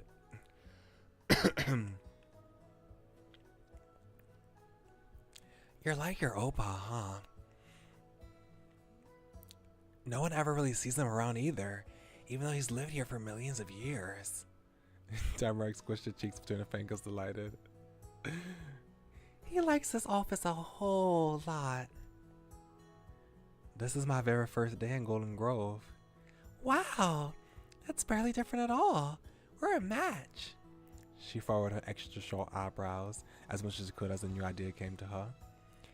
Hey, I'm a girl and neither of you are, but what if we're the same age? I'm 10. We're 10 too. You're 10? So are we. We are the same age, all three of us. Well, I'm 10, you said, not answering for Chu. Why do you even care? You nodded yes. You had up all 10 fingers. He kept quiet. Chu answered for the both of us. You're 10? So are we. Oh my gosh. Hooray! Same age forever. Happily, Tamarack held on to the worn strap of a big bag and bounced up and down in place. He decided this was a perfect time to talk to her about everything that had happened. The paper might have been Chu's, but it was possible that she was the one who sent it to you. Hey, I got hit by a paper airplane a while ago. Was that you? Did you throw a paper airplane at me? Do you maybe know anything about a paper airplane? Tell me the truth. Are you the paper airplane person? Do you know what this is? You asked while pulling out the page. Without a word, you took out a piece of paper. Do you know what this is? She began to cheer louder the moment she caught sight of the unusually colored paper. Oh, look at the hearts. It's so cute. You got it? Yes, I got it. It's right here. Woo! Woo! Woo! She flung her arms up over her head in celebration, knocking her bag out to the side. It made a thump noise when it swung back around her. I want to change the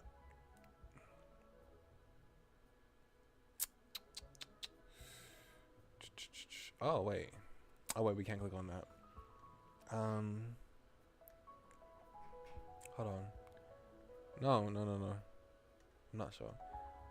How do I change? No.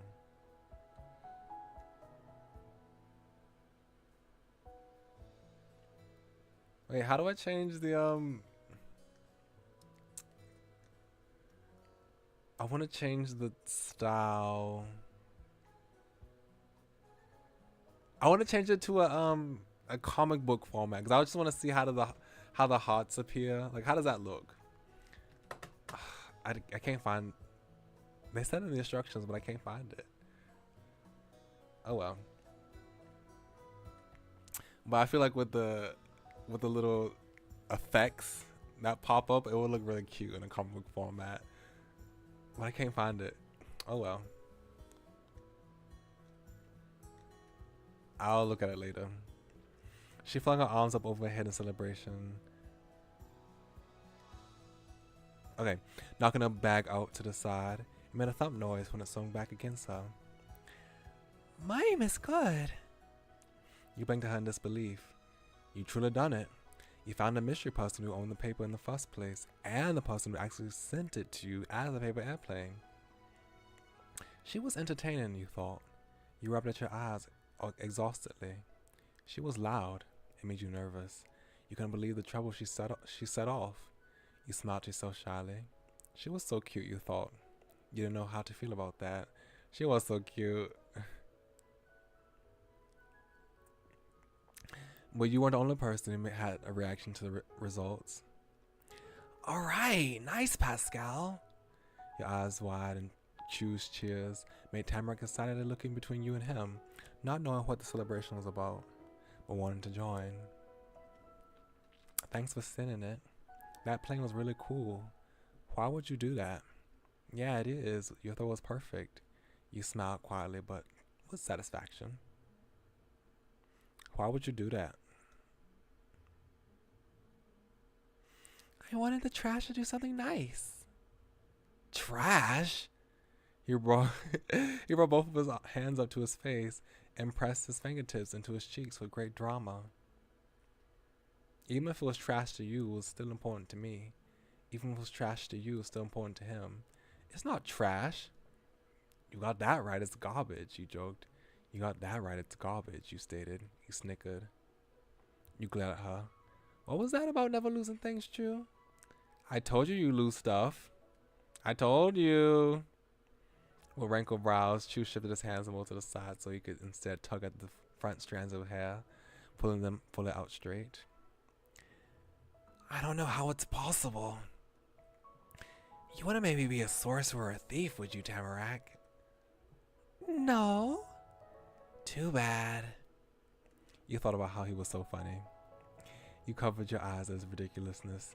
You sighed. You smirked widely. You thought about how he was so adorable. You felt tired. You just ignored it. He is adorable. But in this moment, I would think he was so funny. Tamarack and you both laughed, the sound harmonizing. Chu finished his pout, straightening up and putting his hands solidly on his hips. He was back to being in control.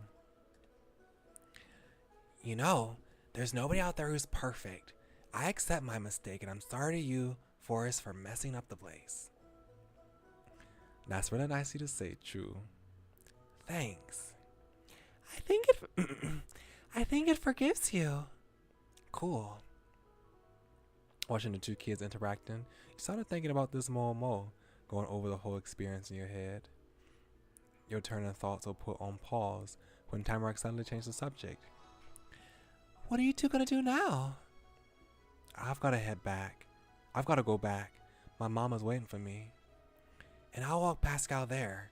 I gotta make sure he doesn't get lost out here. I should probably see how my Omi and Opar are too.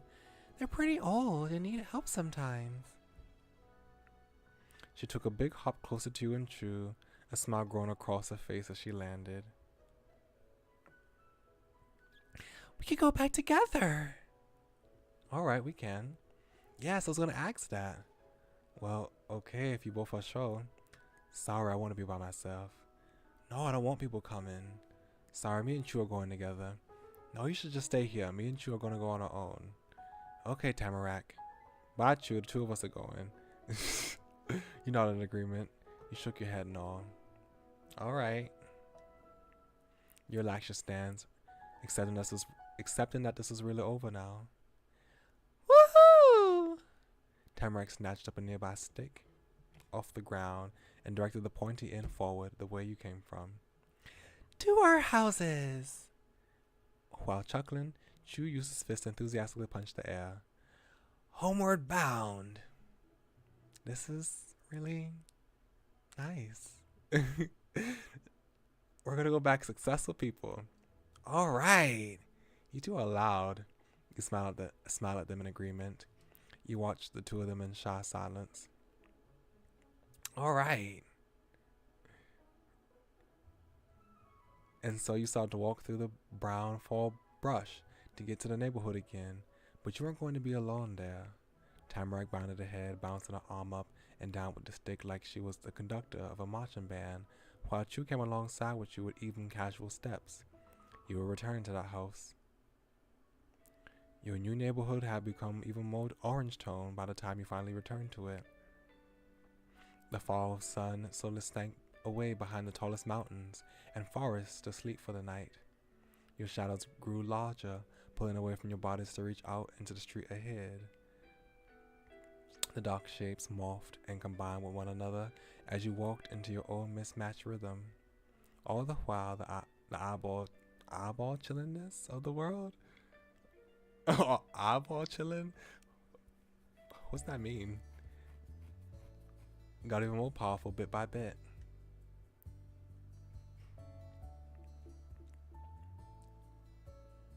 Tamarack still stayed about 2 steps ahead. Sometimes she was closer and sometimes she got away from you again. Right? Let's take a moment to admire the sun and the lighting in this background. It's really nice.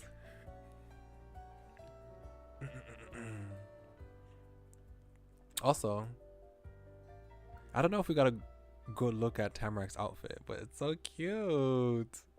A little overalls and bag.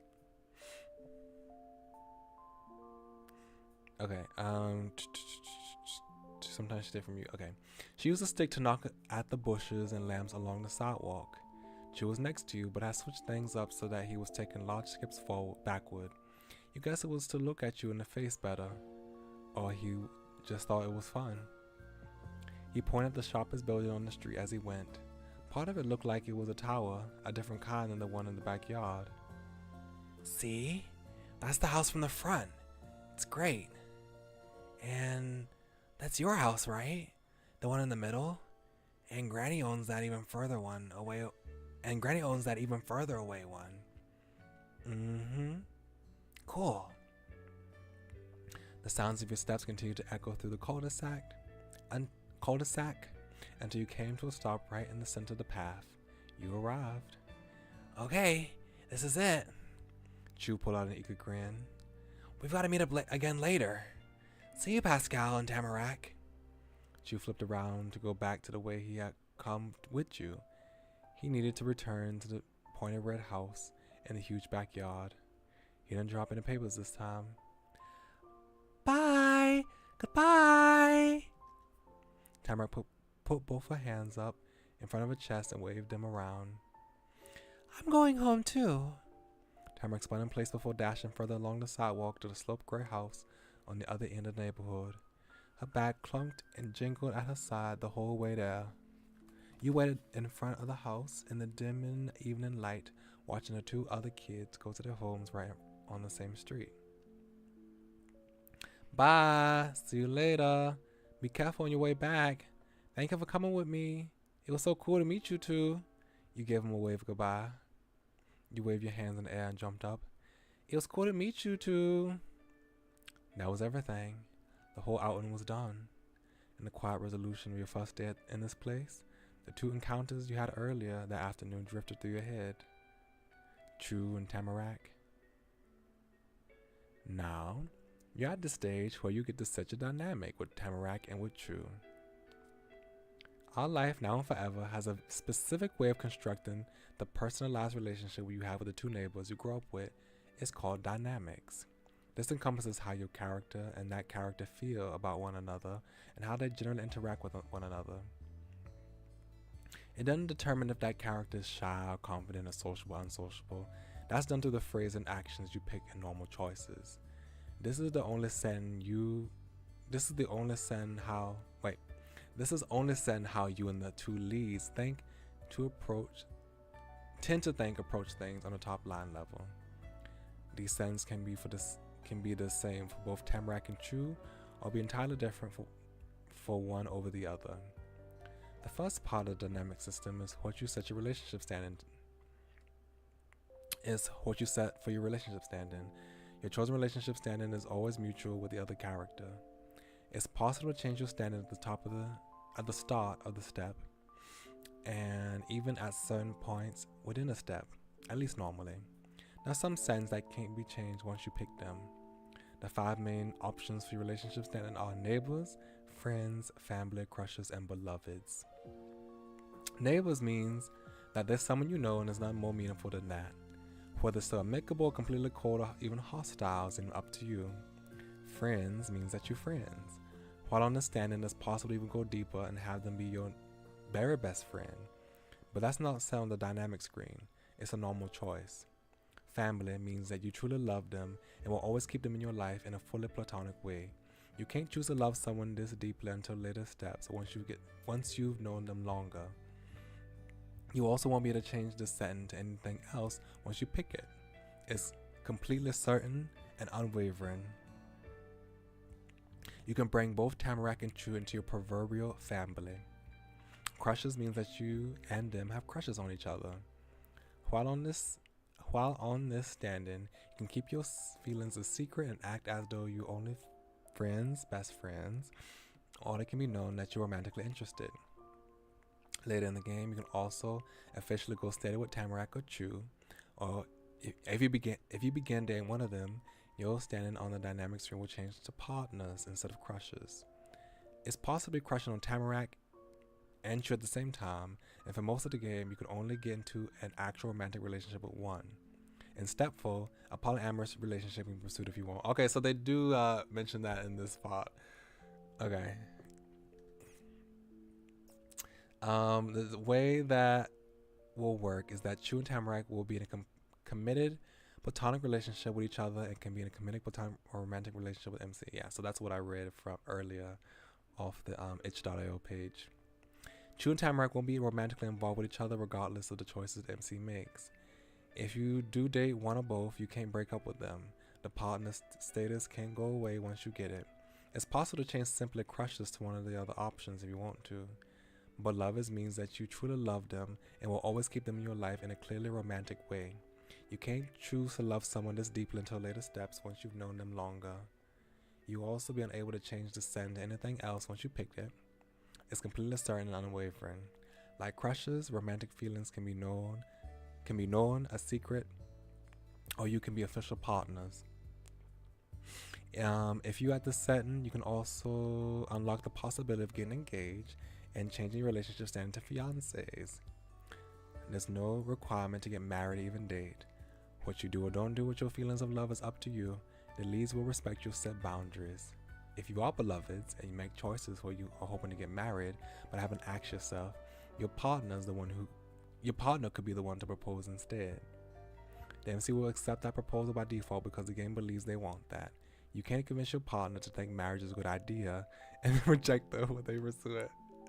Oh my goodness gracious, yeah, that would be kind of sad. Oh, that's one part of the dynamics. The second part is expression elements. This is how you and the other character generally interact with each other. Like relationship standing, expression elements are determined separately for Tamarack and for Chu. It doesn't have to be the same for both. But expression elements don't have to be mutual between your character and Tamarack and Chu. They have their own ways of conveying themselves, and your character gets to have theirs.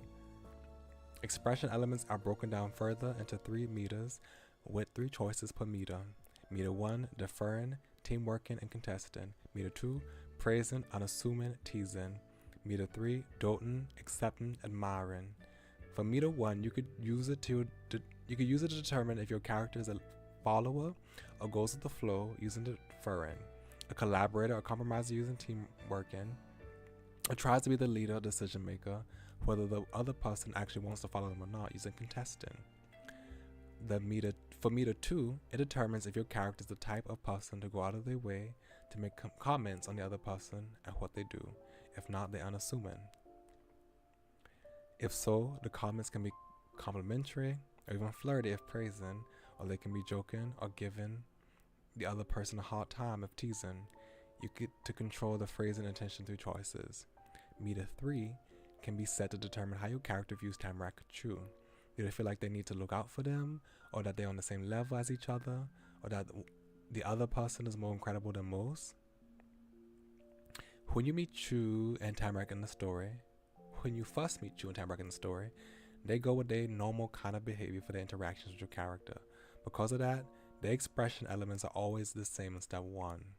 Step 1, Chu, team working, teasing, and doting. Step 1, Tamarack, contesting, praising, and accepting. As you spend more time with Tamarack and Chu, they'll need to get to know your character better. In each of these next steps, the expression elements can change to match that.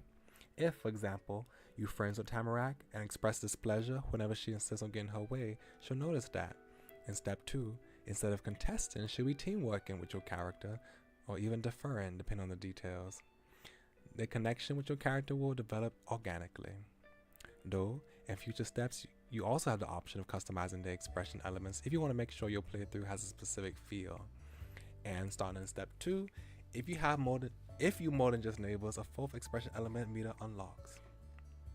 Meter 4, envious of, not jealous, jealous over. Envious of means that one character is envious of the life, appearance, abilities, relationships, or something else of the other person, depending on the specifics involved. Jealous over means that they feel discomfort if they think that the person seems to like someone else more or spending as much time as them as normal and such. The jealousy meter does nothing but lets you add more negative feelings or relationship competition interactions as an extra element of drama to your life. Okay. By default, Chu, Tamarack, and you will always be not jealous, which skips all that. You have to choose to customize the expression elements and set them to being jealous in one way or the other for that kind of emotion to crop up. Oh, goodness gracious. When relationships stand in expression elements, you'll be able to have a truly personal dynamic with Tamarack and with Chu. There are dozens of combos for the steps you're in and when you go from step to step. Being that crushes in step 3 will be different if you used to be friends than if you were crushing from the start, and so on. You have plenty of options to try out. That ends the dynamic system tutorial. We hope you enjoy the connection you create with Tamarack and Chu.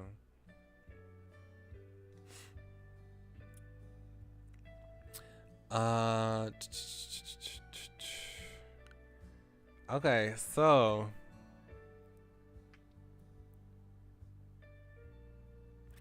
I forgot what admire and accept and don't meant. I had to look that back up again. Hold on. Accept, and I hope someone like wrote this down somewhere on the internet.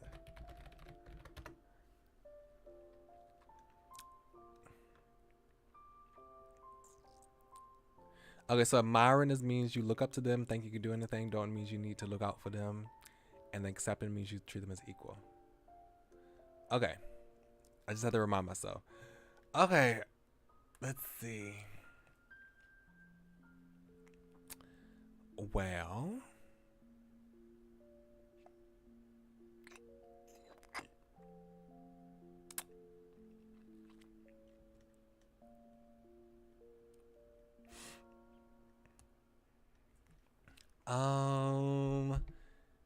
Let's see. Deferring, teamwork, and contesting. Let's say we will do deferring to chew.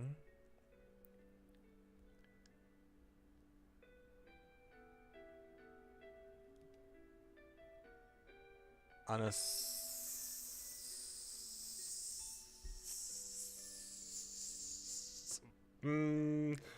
unassuming to chew and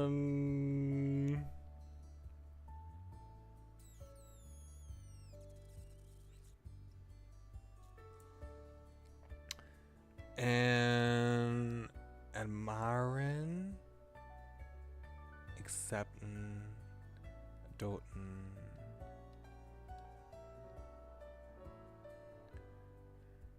I'll do admiring. I feel like the impression he gives off is like, the impression he gives off at this stage is someone who is like, I cannot really describe it, but like if you ever seen like those TV shows, like those movies of like a leader, like a child leader of like a group of friends, like a gang, like him having the tree house and like declaring like, this is my backyard, this is I own these pots. He's kind of like that leader type character that you see like a gang of friends, and I feel like that I might think that he's cool and defer to him in that, like since he's a leader, like I let him take leadership, so we'll say that. But I thought it was very interesting that he's teamworking and Tamrak is contesting, which is interesting. You know? Yeah, I'll be his follower. I'll be his follower. So, yeah, I'm pretty sure I would though. I would probably follow him. I'll be his follower. He's teasing. Yeah, he's doting too. Okay, so I'm not gonna do crushes, at least for right now. I will not have a crush on any of these people. Haven't just met these people. But I don't know if I should do neighbors or I should do friends. I did do indifferent for Our Life, Beginners and Always 2. I mean 1. But I feel like that was too indifferent in my opinion. That's too indifferent.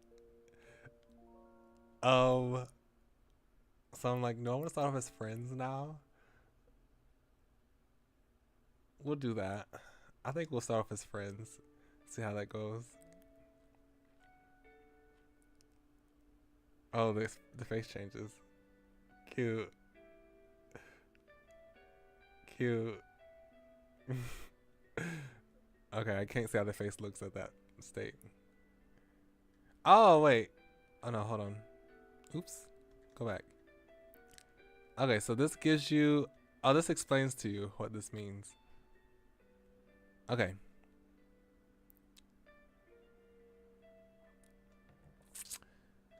Okay, so let me add these back.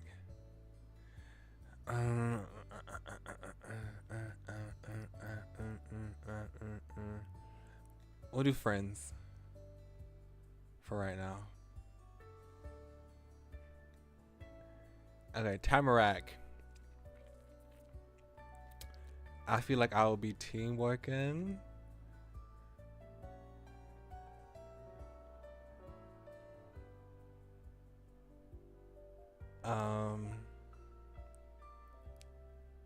Assuming and accepting, to be honest.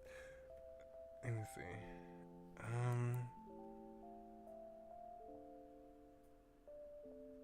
She's like a cute girl next door right now. That's how she feels like to me. So I feel like I would just act normally to her, and like acting normally to me is just, you know, teamwork unassuming, like not being praising or teasing, I guess. And yeah, we equals, right? We'll do that. Um, so yeah, I think I'll start off with both of us as friends. And what does this mean?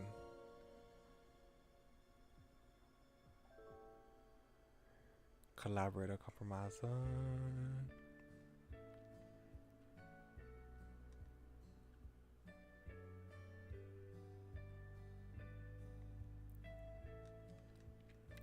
Yeah. I'm not an overly complimentary, flirtatious, or teasing person, so yeah, we'll do this. Done.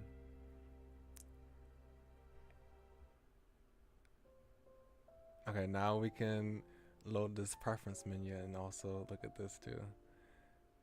Can we change? No, we can't change this. We can just look at it. Okay. Things were so different for you from just that morning when you left and went on the drive to move. Before then, you never been in the Golden Grove. You only seen it in pictures and hadn't known anybody who was a local there. But here you were, a person who lived in the town and was friends with the neighbors on the sides of your house who also lived here. Were you friends? You thought so. Pascal, is that you? Your mama called from over the fence. Come in. You bounded forward and passed through the gate. Mama had left the porch and was there to meet you. Thank you for coming back. I'm sure you have an exciting time out there. It was great. Could have been worse. I don't know. You're never gonna believe what happened. Everything was amazing. You squeezed her legs through at what happened. You didn't say anything about it. I wish I didn't go. You claimed to her, relieved to be back and upset you had to go. I met people, Mama. Kids my age. I met people, Mama. You're never gonna believe what happened. I bet, but I look forward to hearing about it. From strength to strength, we got the keys to the house. The agent finally arrived about 20 minutes ago. He's gone now, but I haven't peeked yet. The both of us should be here for this. It's your house too. Yeah, this is our house now. Absolutely. Come on. Mama turned to go and slip the key out Ma turned to go and slip the key out from her sweater pocket. She gestured with her hand to for you to follow.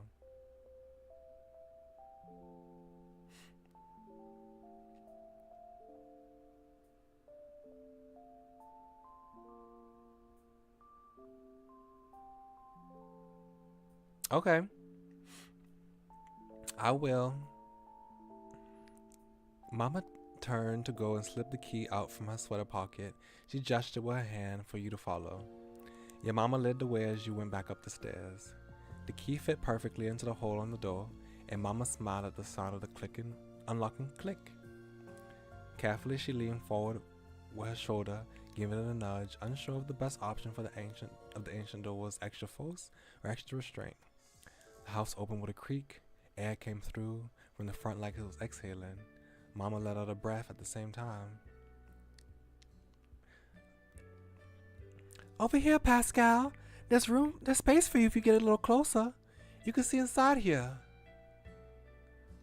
You scooched towards your mama's side in the door frame.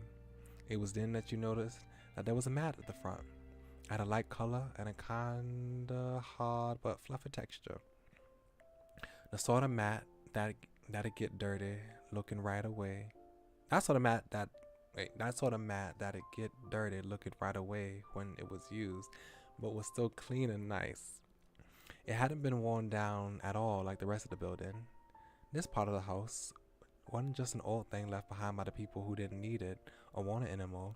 Someone must have put it there for this happening, for your mama and you moving in.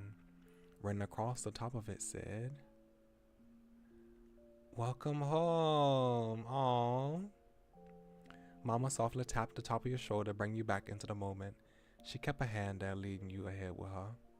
The two of you walked through the walked through the door. Everything in the air was still. The wind was blocked, but it was practically as cold inside as it was outside the house. Mama shifted forward cautiously, feeling around for a light switch. Got it! A dim light from the ceiling sparked on with an instant.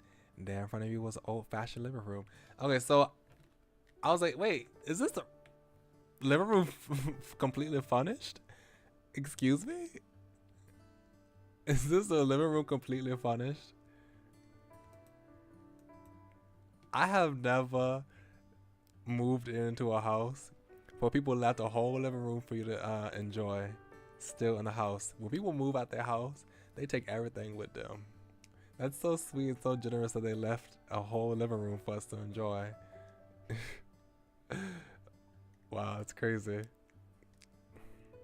The house had furniture, right? That came along with it, but it wasn't a set. The pieces were mismatched, each chair, table, and bookshelf in a different color. Yeah, it's great to see her again, too. They were covered in transparent sheets of plastic and in dust. The room had a real fireplace made out of brick. In the back, you could see a staircase going up to another floor. Beautiful. It's even better than the photos. So much potential inside these walls.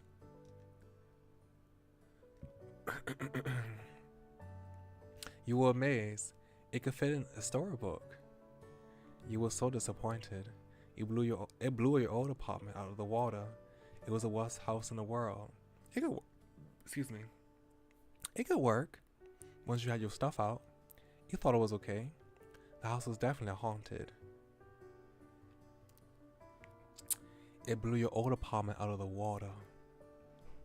Mama was right. You had thought it would be good, but it was somehow more than that. Oh yeah, that makes sense.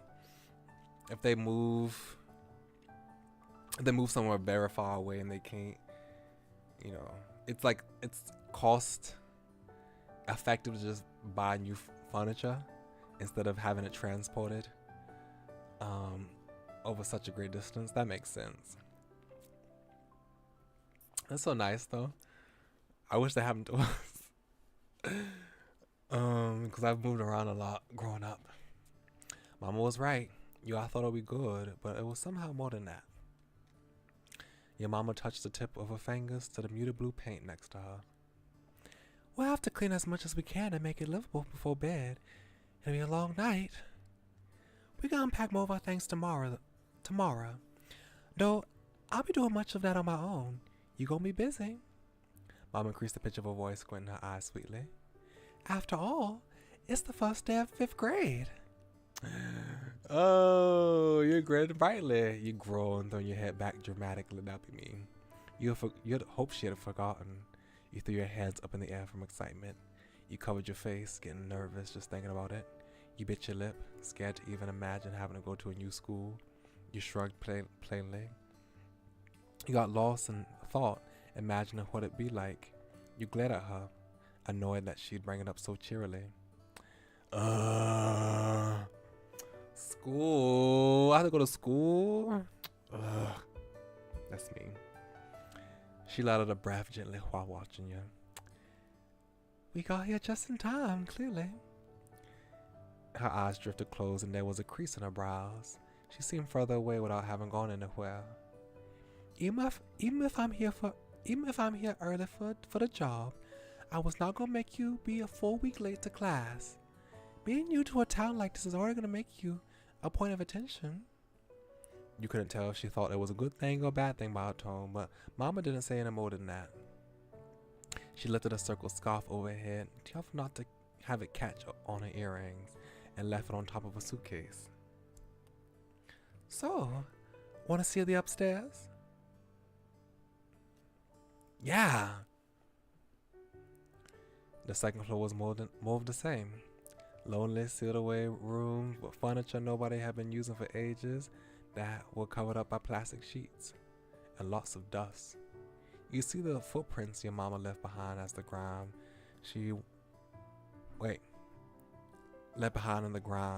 as she wandered the halls with wide, amazed eyes. After checking the state of the whole house, Mama made a decision to leave the furniture in its protection until after the sweeping was finished. There were too many dust bunnies that might jump over and take a seat on your couches if the spot was available. I hope I can remember where I put that dustpan. The broom itself shouldn't be hard to find.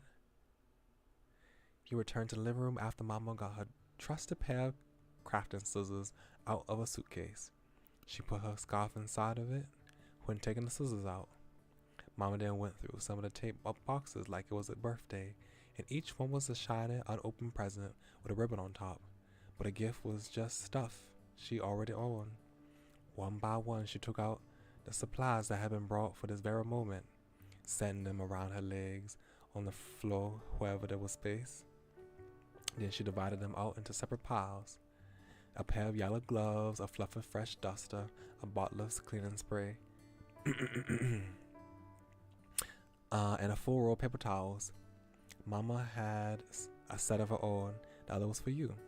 You were going to need them. There was only one broom and dustpan that she had. There was only one broom and dustpan that she did successfully find. You were going to have to take turns using that. The first move into the make the house a place people could actually live in plan was yanking open the streaky windows to get some airflow going. Though before even that, you had to get the locks on the windows themselves to come loose. You dug your fingers in between the base of the window frame and latch pressed against it, forcing it to move against its will. When the lock clicked into a place on the opposite side, you shoved the window up with both hands. Your gloves are already patchy with filth. The icy crisp breeze that flowed in from inside was a lot more welcome at this point. You got a good look at the neighborhood while catching your breath. Street lights had come on. Then you left the window. Then you left the window there to do its job and go back to yours. There you go. The two of you went back and forth and up and down around the house to open up everything as you could. Some windows were jammed in place so tight that you had to leave it alone for your mama to get to later. The next point on the list was to somehow scrub down all the floors, the walls, the counters, and every other inch of space where dust could settle, which was every inch of the entire house. Goodness gracious, I would hate that. That's one thing I hate. I don't like cleaning at all, to be honest. I don't like cleaning in general. But the part about moving, I hate packing everything up, getting everything into boxes, clean everything up, and then you have to go and unpack everything. I don't like it. This would be terrible for me. You picked a spot, and they gave it a sweep with the fuzzy head of a duster. A nice line of clear wood followed behind your motion. That pattern continued for a while, and whenever the dust layer was gone from one spot, you go back over it again with a cleaning spray to really make it shine. Your mama was able to track down and turn on the heater. Not that you could tell the difference with all the windows wide open. Eventually, you had a short dinner break with your mama, standing around in the kitchen together, with the two of you as dusty as the rest of the house. It was packed meals from the car. Simple sandwiches, fruits with thick peels that wouldn't get smashed on the drive, little bags of granola and pretzels, and juice boxes. Granola. Oh. There were no groceries. The regular fridge was off and totally empty when you checked. It was a relief that there was nothing gross in there. It was disappointing that there was nothing gross in there. Ew. Ew. You had prepared for the worst for such an old, practically abandoned house, but there wasn't a single bottle of nasty ketchup or box of unknown leftovers anything. I do remember when so my father was in the military. He joined the military when I was young, and when we moved down to North Carolina, I do remember when we left our house, I remember I left one of those ice pops, those freezer ice pops, in the freezer. And I'm like, oh no, I left my ice pop. We already drove away, we locked the door and things like that, so we weren't about to go back and get it. But I hope someone enjoyed that. If someone ever bought the house after the fact, I hope they enjoyed the ice pop in the freezer. Oh gosh. Um.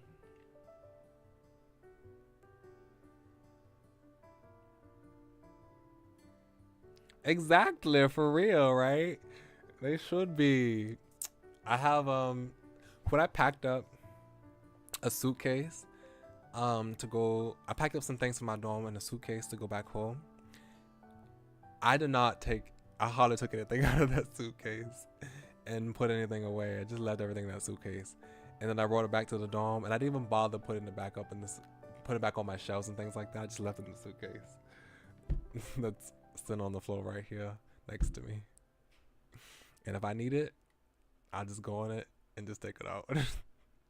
The trash from your food was dumped into the same giant black garbage bag that you've been throwing piles of gray stained paper towels and wads of squished paper. Wait. The trash from your food was dumped in the same giant giant black garbage bag that you've been throwing piles of gray stained paper towels and wads of squished together tape in for the whole night. Okay. Somehow the bag was getting full even though it was big enough for your whole body inside. It was a mark of how much work you'd really done. Looking at just the house made you think that you hadn't even gotten started.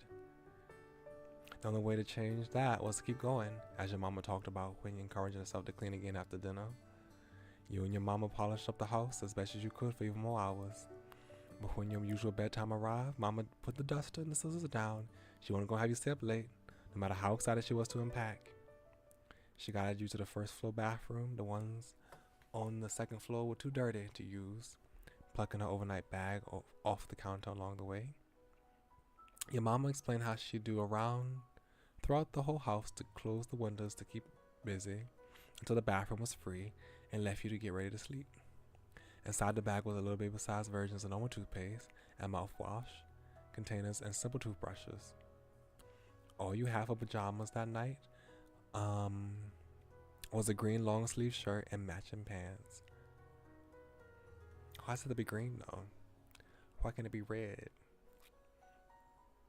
You got as clean as you possibly could, using only a sink to use. You did a good job washing up. You were pretty lazy about it. You finished washing as fast as possible.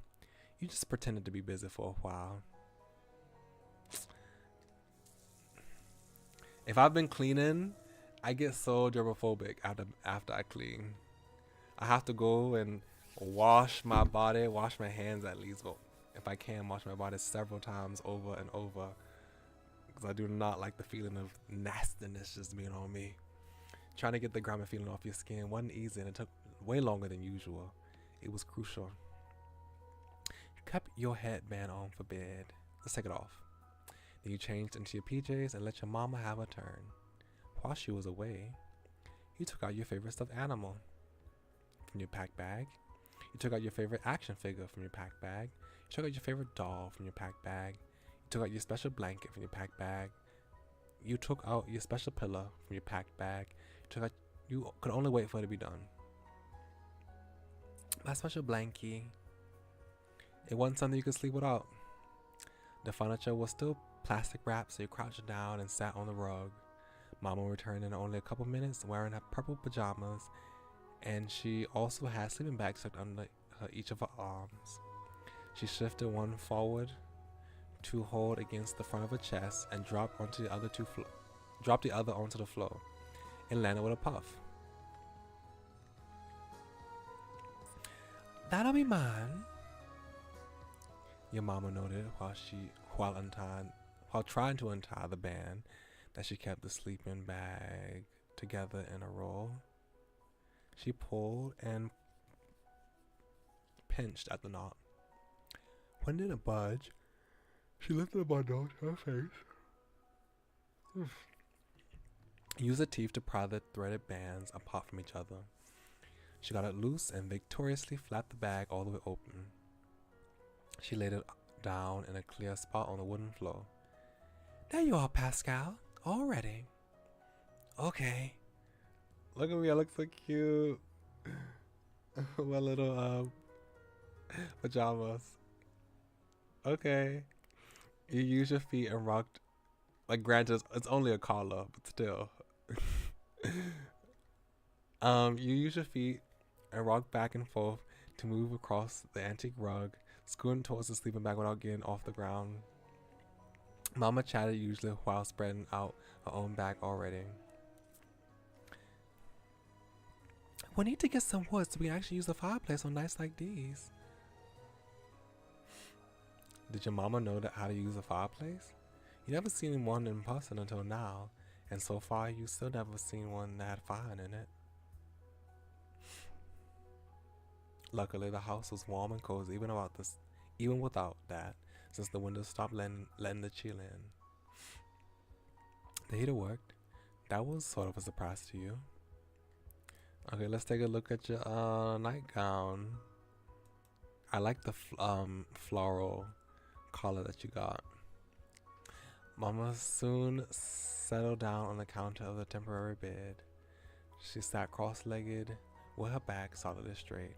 Her hands came to rest on the tops of her knees, and she made a direct eye contact with you.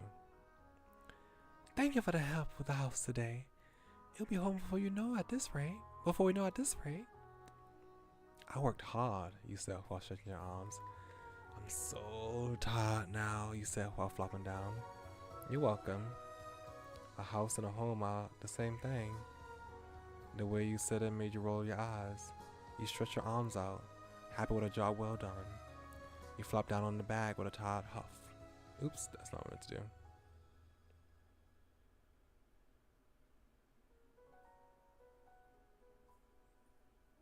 Yeah, actually, it isn't what I mean to do. She slouched her shoulders, easing away some of the stiffness. Hey, guess what I did in the neighborhood today? Mama, can I tell you about what happened today? She asked you how your day was. Mama, can I tell you? I would love that, dear. With your mama's encouragement, you began to narrate the entire story of the paper airplane adventure. From the moment it hit, to the way it led you down the forest crossroad, meeting Chew on his tower with his notebook full of loose pages, then finding Tamarack in her leaf pile, and all her surprises. Mama listened with her whole self, leaning forward and grinning wider with each new turn you revealed. You wrapped it up by explaining how you returned to the neighborhood with Chew and Tamarack after everything you discovered. What a way to spend the afternoon! I'm so proud of you, Pascal. You're a bona fide detective. I had no idea you had gone on such a winding journey. You kicked your legs up and down on your sleeping bag, very pleased with her reaction. It was a fun story to tell. Somehow, the events of that day felt like they were a long time ago, or that they happened to someone else and you just heard about it. But it had been real. The paper airplane hit your shoulder, you had the note in your hands, and you threw that paper away when you were cleaning. You didn't have any idea what happened to that paper. You were saving that paper to get back to Chew, and you were saving that paper to get back to Tamarack, and you saved that paper with you as a keepsake.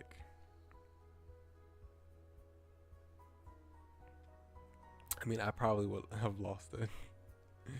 It had been somewhere in the house, you thought. Maybe it still was. Maybe your mama had threw it out while she was cleaning. With your topic all done, Mama spoke up to share her own thoughts with you. It's odd, imagine this entire building collecting dust for all this time, isn't it? No one wanted to live here. Not renters, not the man who owned it, but it's a charming house. Yeah, it is. How did we get to have something like this? Mama pinched her lips together in consideration as she kept talking. There aren't a lot of opportunities out in the woods, I suppose. At my company, the retiring of the former HR manager was the first big position I ever heard of in this area. For this area. And even that didn't open up for people already living in town. I was asked to relocate to take the position. Creases grew around her eyes the more she thought. She caught herself before a frown could follow. Oh, but that's not an issue. I'm grateful. We'll find our place in the slow pace of Golden Grove. And at least we'll have each other regardless. Yep, you and me are a team. It's great we'll have each other to talk about stuff with. We'll always be together. You can count on me, Mama. You nodded strongly. You yawned, not paying too much attention. Yep, we're a super family. That is something I would apparently say when I was younger. I would say that my family of 5, including me, we're a super family. And that nothing can stop us. A very impressive one, I say. Your mama stretched her leg. I think I got that from a TV show or something like that. I don't remember who I got it from. Then your mama stretched out her legs for the cross. A sleeping bag, wiggling her toes inside the black socks she had on. Seeing mama right here on the floor with you was cool. You didn't hang out together during the bedtime like most nights. It was special. As you thought about that, your eyelids would try to take themselves up with the sticky, gritty stuff your eyes made when it was extra late. Alright, dear. You should get inside the sleeping bag now, before you blank out on top of it. That sounded like a pretty good idea. Scooping your special blanket into both your arms, you shimmied into the open end of the bag. It was made out of fabric that was so smooth, it wasn't difficult to do. You moved farther down until the edge wasn't to your chin. You were wrapped up like a loaf of bread in a grocery bag. Mama got to her feet, taking a short jog over to the far wall of the room. She lifted a finger to the light switch, but kept her gaze down on you. The expression on her face was gentle. Good night, Pascal. Good night, Mama. Night. Sweet dreams. You smiled up at her. You blew her a goodnight kiss. You stared up at her. You rolled over on your side, turning away from her. Mwah.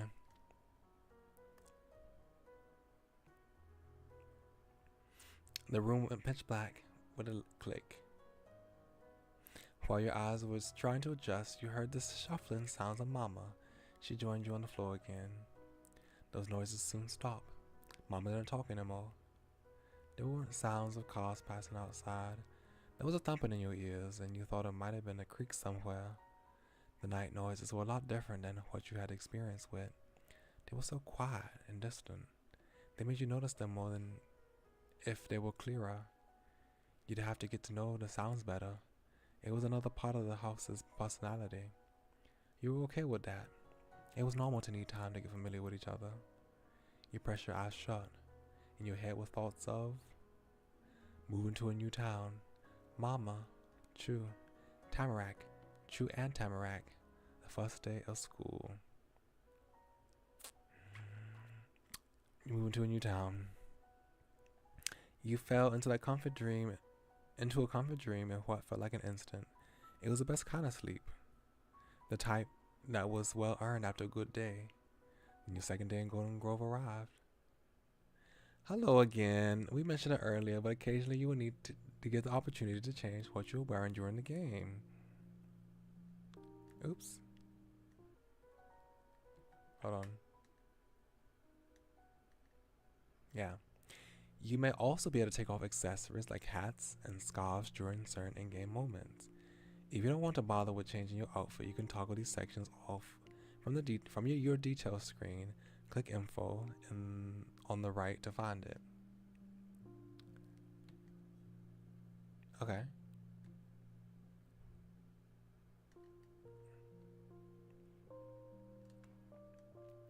Turn off the dress up section means what layers you choose to take off and keep wearing when you get to school be your preference for what you wear indoors for the rest of step 1, or until you turn on dress up sections again.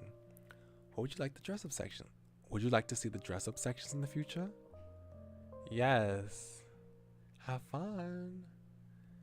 Neck accessories. Do not wear overlayers indoors. Do not wear the accessories indoors. Okay. Overlayers. Head accessories. Preview. Yeah, I think that seems good.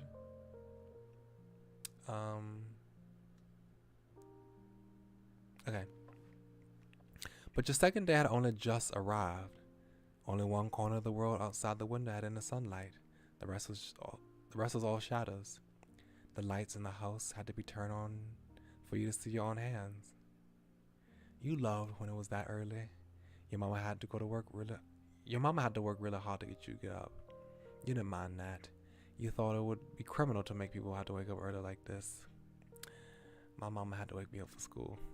You did your best to try to stay asleep, but lost the battle that morning. At least she didn't stop making you do chores. The unpacking wouldn't be started to get until a lot later. That's what your mama said when you were brushing your teeth. For now, you both only had what was already out. The food around to eat was still the same stuff from yesterday. It was what you had for breakfast already. You could see your mama packing into a brown paper bag for lunch too. This was the last of the preparation she had to do for your school. You were pretty sure.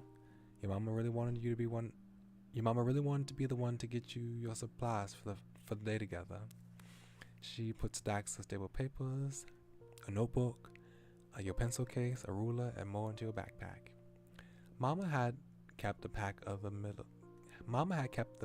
middle of the seat of the car to make sure it would be right there when it was time to use it for class.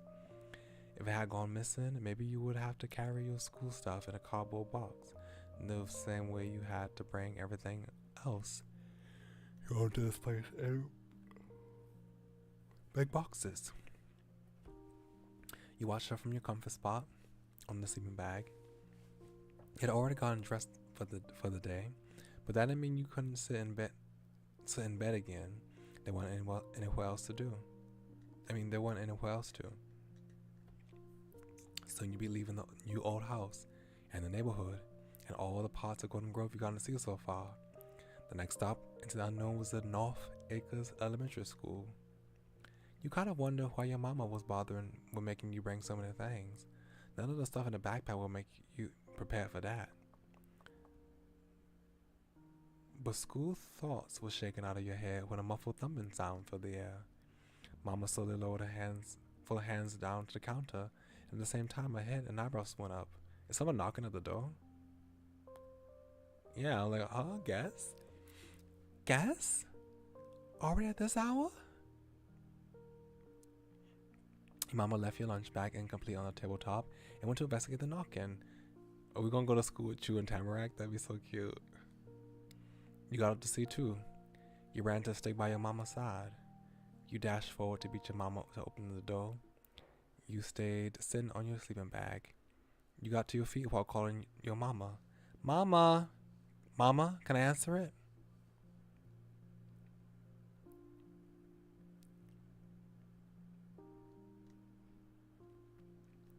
The speed of your chase made your sleeping bag slide against the wooden floor, but you didn't trip. You were able to reach Mama before she opened the door.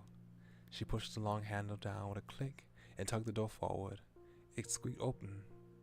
You glanced ahead, squinting your eyes to adjust from the complete brightness inside to the pale dawn outside. Oh, Mr. Chulin.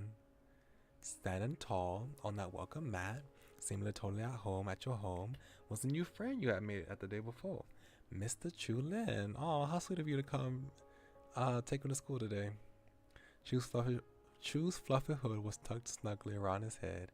He didn't usually do that, at least based on how much you knew was usual for him. Maybe it was because the air was somehow more skin-prickling cold in the morning than during the day or evening. You shuddered just from the wind coming in through the opening. When he caught sight of you there, a plucky grin took over his face. He popped onto the balls of his feet, getting taller, and it cheered a greeting.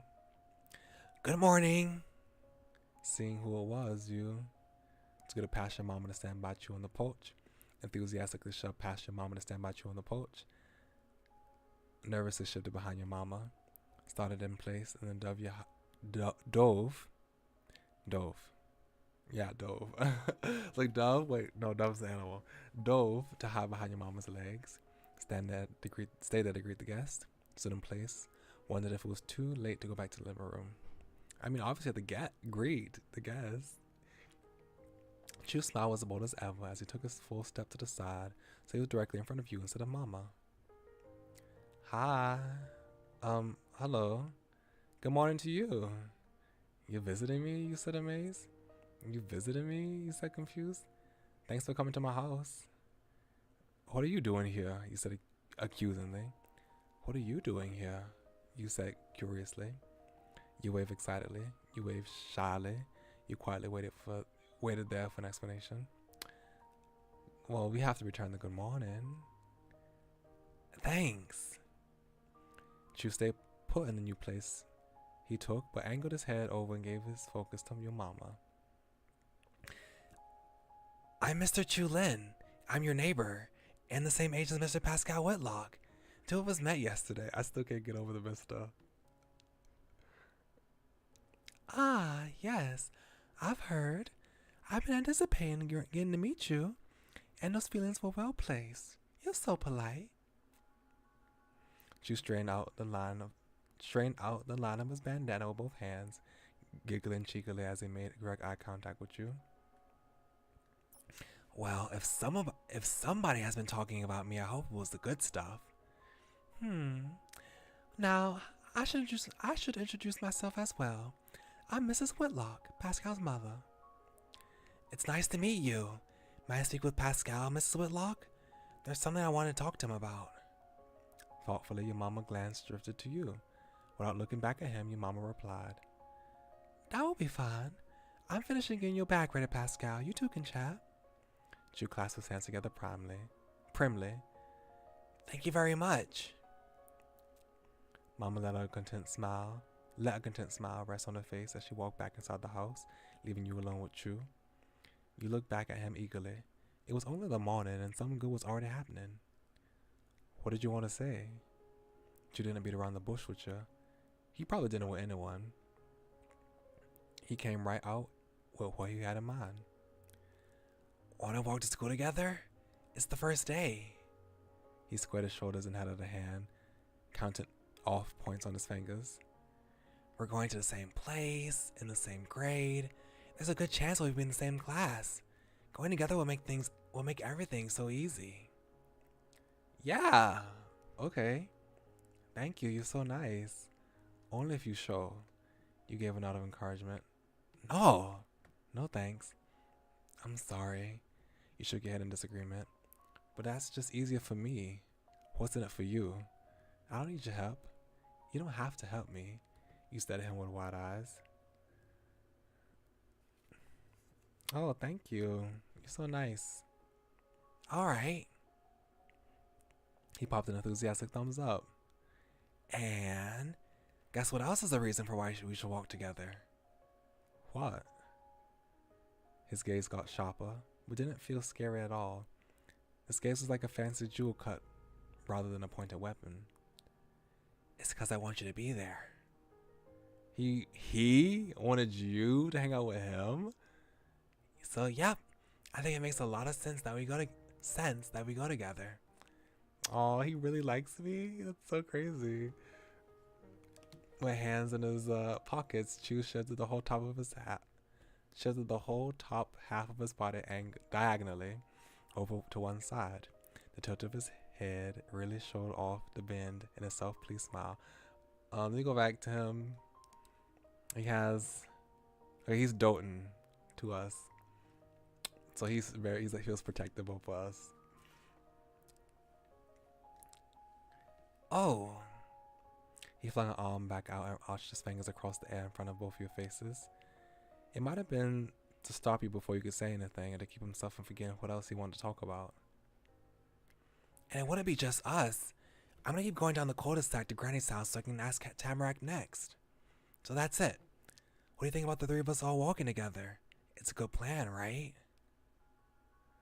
It's a great idea. I want to go. Okay, I'll do it. I guess. You nodded, thrilled that he was including you in the plan.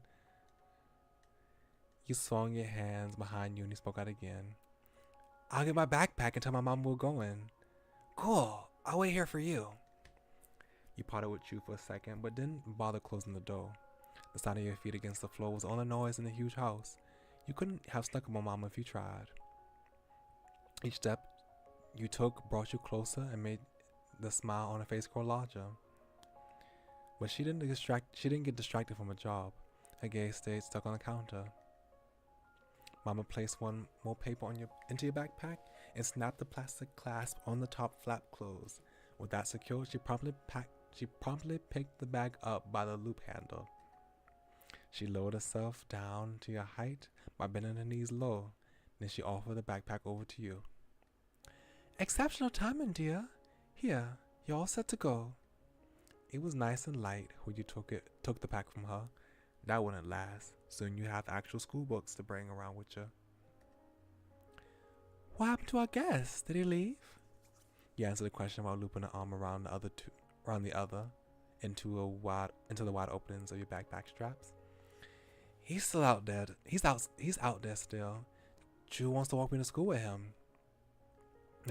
Wants me to walk to school with him. Can I go? You shifted your grip to the dangling ends of your armbands and then gave a swift tug to tighten the straps, fully securing the bag against you. He came over to ask you that? Talk about convenient. The young Mr. Lin must know the way far better than I do. You certainly can walk together. That was exactly what you thought she'd say. You could count on her to understand. As she smiled, her face lit up softly like the early morning sunshine outside. Mama pinched the tip of your chin with her thumbs and a pointer finger. Enjoy your first day. There's only one of them per year.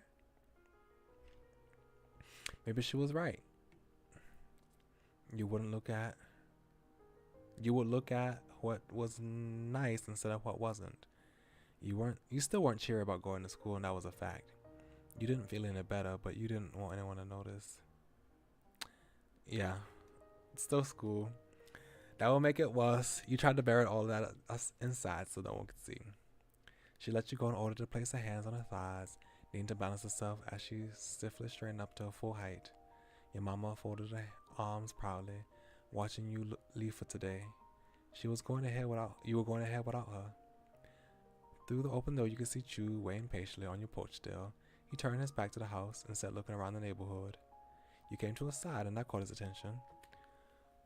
But his gaze didn't go to yours. It went right to the backpack you had on. Chu grinned hopefully. I told Mama, it's okay.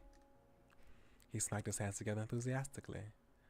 All right, time to go. You know, Pascal, it's been forever since I've gotten to walk to school with a friend.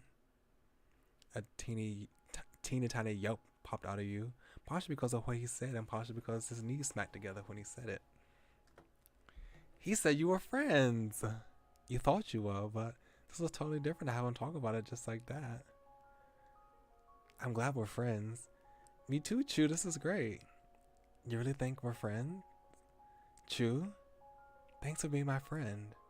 I knew you liked me, you joked. You know what to say. Me too. This is great. He grinned ear to ear. Chu was full of certainty. Mm-hmm. Chu easily swiveled all the way around on his heels. He firmly planted his feet into the floorboards of the porch to close out his move. Then he confidently strode forward and leapt over the little steps to get around and get onto the ground. Chu had places to be, and none was going to stand in his way. Eagerly, you went along with him down the stone path, past the fence, and onto the neighborhood sidewalk. It took less than a minute to go around the bended curve of your neighborhood that led to the least pointed, least colorful home on the street. Tamarak's house. Also, Omi and Popa. I keep wanting to say Popa. Omi and Opa's house. Chu and you wandered right into the uncharted territory of their porch. Chu tapped out a rhythmic set of knocks.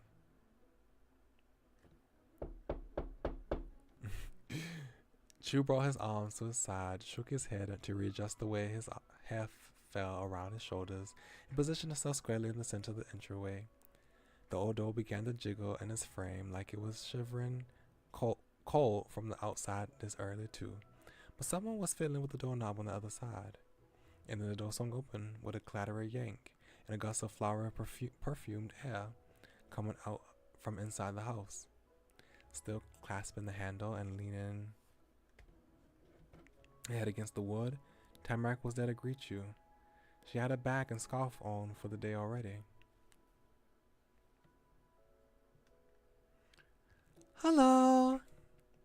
Good morning, Tamarack. Her eyes popped open. She hadn't looked to see who was at her door before saying hello, but she could tell who it was from that answer. Tamarack's tone of voice lightened even more. Chu and Pascal? You're both here? Hi. Hey. Good morning, Tamarack. That's right. We came to ask you to go to school with us. You wave at her. You lowered your gaze shyly. You want to walk to school together? Good morning, Tamarack. Drew kept his very proper pose and offered Tamarack the same invitation he'd given you. I'm glad we didn't miss you. We're all going to the same school, right? It'd be cool to walk as a group. Want to? She blinked rapidly, many times all in a row.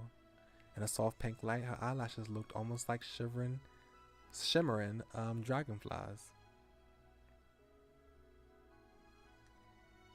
Wings. Dragonfly wings. Oops.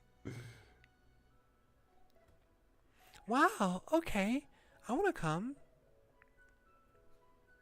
She twisted almost the whole way around, turning back to you. You could just barely glimpse the darkened hall behind her. Tamarack leaned over, bending her knees, and powerfully shouted into the depths of the gray house. I'm going to school now. Her loud, high-pitched call echoed throughout the hallway. Have a good day, young lady. I don't know who's supposed to be talking, but we'll just do that. Tamarack, is either her grandma or grandpa. Tamarack hopped forward. It was small, but that was still all it took to go from her being in the house to being in the outside world. She tugged the doorknob with her to slam the door shut. I'm ready. The quickness of all that was too much, and Chu needed a second to catch up with it. But when he did, he chuckled. Perfect. And by the way, people don't usually call me Chu, especially at school. What do they call you? I've got a nickname. It's Autumn, because that's what my name means. Oh, they call him Autumn. Okay. I was like, how could you? What would they call you instead of Chu? Like, Chu's like the most simple. Like, it's one syllable. Like, you can't break that down even any further. Okay, but Autumn, that's cute. Oh, oh, okay. I like Chu. You do? Thanks. You were going to try using the nickname sometimes. You decided to keep using his actual name too. I'm not really someone to use nicknames, but if there is a nickname in existence, I will use it. So yeah. Autumn lazily settled his hands on his hips, and his eyes moved off to the side, even though there was nothing special to see that way. Guess we've actually got to go to class. Yeah. She pumped her fists up and down in the air in a pattern that matched the pace of her yas. Here we go. I hope we're not going to be too late. You sound really excited, Chu. You joked. I'm glad you're coming, Tamarack. Yeah, you sighed. Yeah! You cheered along with Tamarack. You swallowed hard. Oh, we cannot go, you teased. Oh, we cannot go, you said plainly. Yeah, school. Yeah. The last year was only a whisper. All clustered together, you, Chu, and Tamarack tramped off the white wooden porch. The full set of the cul-de-sac kids hit the road again. The trip was almost the opposite of last time. The sun was coming up instead of going down, and you were leaving the neighborhood instead of going back to it. But that wasn't what actually stood out to you. It was still a bit amazing that you could compare it to it last time. And you could guess that this journey with them wasn't gonna be the actual last time it ever happened. It had just become the last time it happened before the next last time. The first part of the school trip wasn't hard. There was only one way out of your neighborhood unless someone hiked out into wherever the woods went. That would be cool. Maybe you would be able to do someday. Your actual path forward had you brush past the forest folk that originally led you to meeting Chew and Tamarack. But you weren't stuck with the same limits as before. This morning you moved right on by without even stopping to check what might be hidden way back there. Now you traveled further. The woods crowded in closer and closer around the one road that led out. Until suddenly the structures began to appear in between the bushes. The thick overhang of the leaves pulled apart to show the sky. Oops. The world unfolded ahead of you. Sunshine climbed mountains to just barely tickle your cheeks, while the stars still clustered against your back. You were right in the center of a windy mountain path. It flowed over the uneven ground, blanketing every small bump and bend like a black river. Along the street, huge wooden poles rose in the sky in a row that rivaled the trees. The stretching pole lines and the reaching branches wove the whole town together. Nice. This is so cool. I like this cozy, nice mountain town. It's so nice. Even though Golden Grove was a lived-in place with man-made things, the vast wilderness was as much a neighbor to the residents as they were people neighbors. Tamarack tramped over the grass, swooshing her arms in full-length swings in front of her.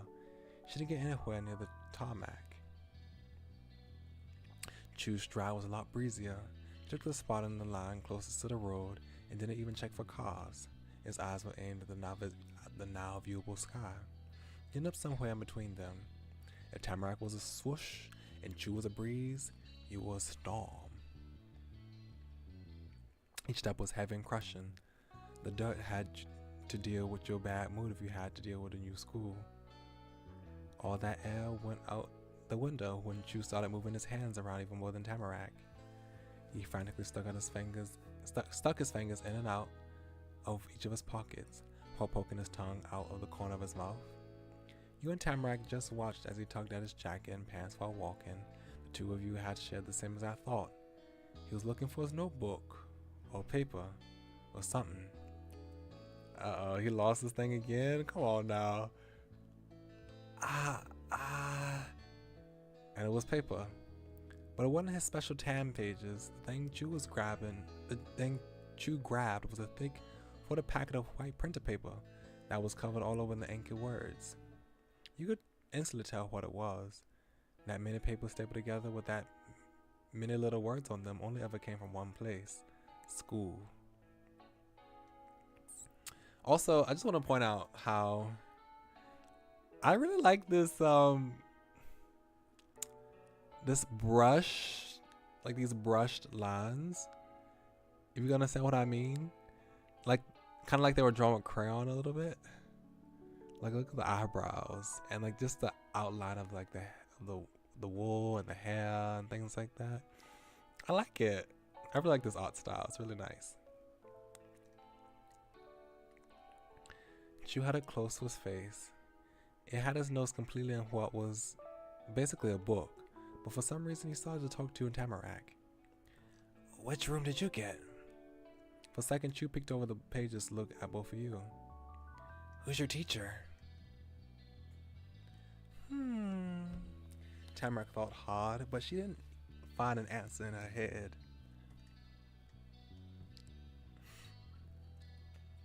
Right? Yeah, that's the words. Cute and comfy. Yeah, that really encapsulates it. She squished a hand under the flap of a bag without buckling it. She had to find her own papers. I remember. My mama told me. I remember. I read it earlier. I'm going to check. Mama told me, but I forgot. Oh, I know that. You quickly moved to check your school stuff too. You thought about it, and before long you knew the answer. Let me check. Your mama put a big pack of papers in your backpack. You just need to find it. While you rooted around for that, you shouted, "Here it is! Room 24, Mrs. Murray." Chu used his thumbs to bend the papers down. They stopped hiding his face, and you could tell he was stunned. He was stunned. Tamarack waved a packet in the air in a crankly flurry. Me too. Great. What about you, Pascal? Is Mrs. Murray 3? Is it Mrs. Murray 3? You yanked the papers from your bag and read through the huge chunks of long words that explained the school procedures, the student enrollment. Luckily for you, the part you needed to know was smack dab on the front. Teacher, Mrs. Murray, room number 24. I am. We're all in the same class, you cheered. Yeah, I'm also in that class. Yeah, I'm also in that class, you sighed. We're gonna be stuck together forever, you joked. We're gonna be stuck together forever, you groaned. You closed your eyes and nodded. You couldn't believe it. You're gonna be in the same room as Chu. You're happy you got to share a class with Tamarack. We're all in the same class. Yay. Mrs. Your mama had given you the papers. Chu probably got his from his mom and dad, and Tamarack from his Omi and Opa. From her Omi and Opa. Despite being kind of different, the papers were all the same. A smirk settled in the usual spot on Chu's face. All according to plan, as if he somehow could have planned it. We're roommates. He didn't need to pack it for anything else, so he stuffed it into his pant pocket with a shrug of one shoulder. There's only there's only 3 fifth grade classes we could have been in. Chu made sure he was deep enough to not just fall out. He brought both of his arms into an even bigger shrug and chuckled. But Mrs. Murray? I almost made it without her being my teacher. So close. What's wrong with Mrs. Murray? Tamarack peered into his face with wide eyes, leaning over so much that you almost walked into her. She didn't have to say what her question was with words. Chu got it. Don't worry, she's nice. She's the best teacher for you two. She's the best teacher for you two.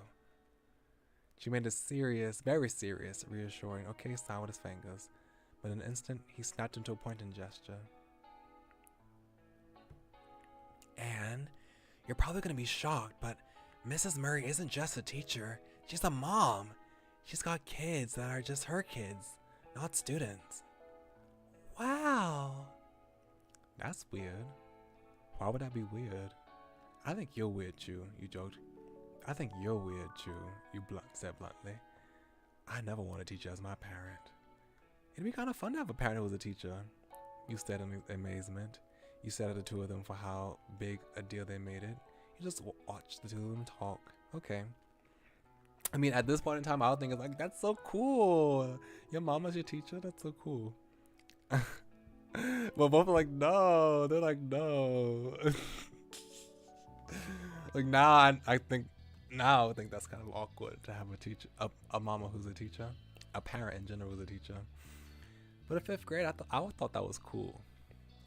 Because like you could see your mama or your daddy every day at school. Like you can see them all the time. You don't have to just wait till you go back home. You can see them at school. That's how I felt.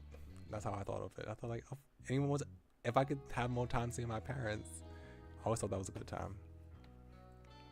At that age. No. But now I know where we were. Now I know. Wait. But now I know where we're really going. I can bring us right to the door. The extra burst of confidence got Chu to taking a few long strides ahead of you and Tamarack, keeping his chin high. Tamarack bounced across the grass, kicking her knees high to catch up. She didn't let him keep the lead he took. You shyly caught up. You happily went up to them. You hung back.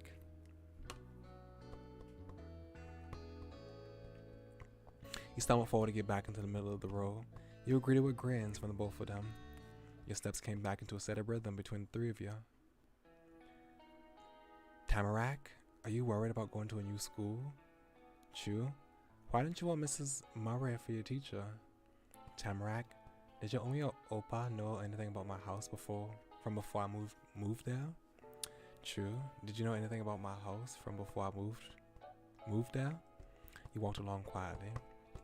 Chu, I'm curious, why don't you want Mrs. Murray as a teacher? 'Cause she knows me.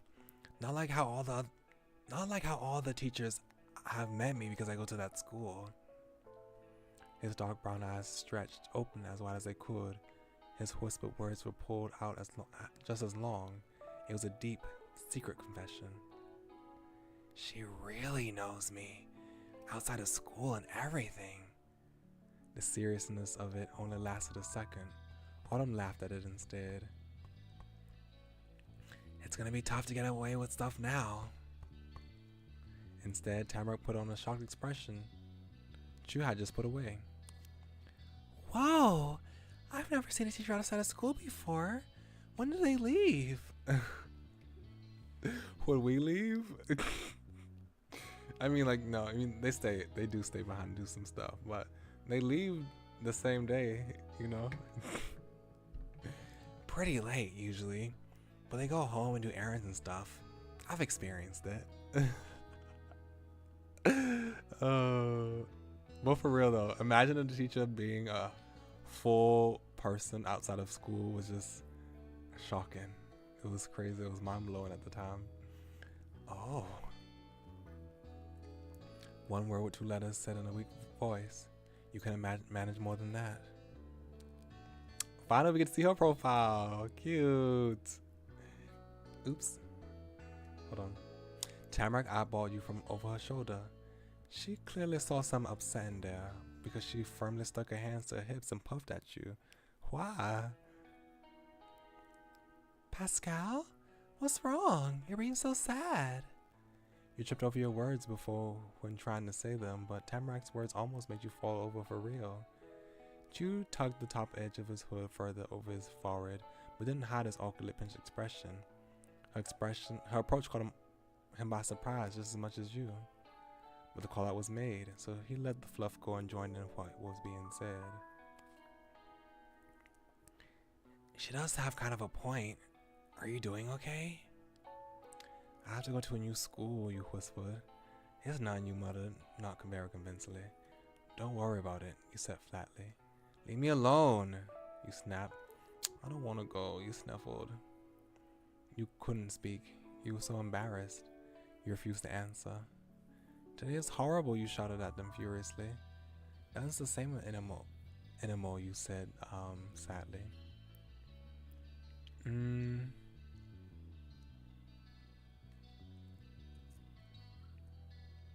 I don't want to go. Tamarack and Chu frowned. No one was happy. I don't know what it's like to move someplace else or go to a school that's different from before. Not even a tiny bit. But thinking about me doing it, I feel like it'd be tough. Since you're really doing it, I guess, it means you're pretty tough. You too, Tamarack. She flipped her frown upside down. We're on an adventure. Things are getting good, you'll see. Excitement for you weren't even sure what about this made her so excited. Maybe Tamarack thought change was fun and she didn't care what changed. But no matter what the spark was, it could be put out by anything. Chu bounced off her positivity. Yeah, great stuff is right around the corner. Though maybe not having to go to class. After that part. He got Tamarack to laugh at that. Her hands squished into her cheeks in delight. I love that she does that, so cute. You weren't as hopeful as them, but the happiness did help a little. You couldn't be as hopeful as them. It annoyed you how easily everything was for them. As bad as things were. You were glad you had Chu here. As bad as things were, you were glad you had Tamarack here. As bad as things were, you were glad that you had Chu and Tamarack here. You were really starting to see that maybe this wasn't so much as a bad thing.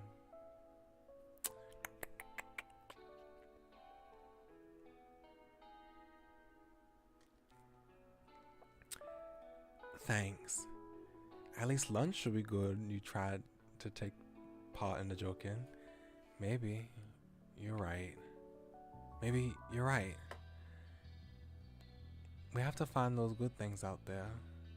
You'll tell me if you find something good, right? You watched the two of them giggle and grin together. Lunch. Lunch is the best part of the day. I like the way you think. Somehow your own face lit up in a smile. You still had no idea what you were going to do at the new school and a whole new life, but not every little piece of your world was terrible. You were to push yourself to keep going. The longer the walk went on, the more Tamarack's gaze was pulled to the forest edge along the road. Oh, this music. Nice. Along the road instead of what was right in front of her. The steps shifted unevenly. You couldn't blame her. You had done the same during the trip a few times. But you weren't the only one who noticed her focus. Hey, so it's kind of funny how both of you like the woods that much. It's the only place I've been here so far. She said in the plainest way possible, and the words still make Chu gas hot enough to cough. Have you been places other than the forest? Yeah, lots. They're not as good. I can't believe it. It's not that big a deal. I think Tamarack's probably right. The town's not gonna be better. Hey, both places can be good. They're just different.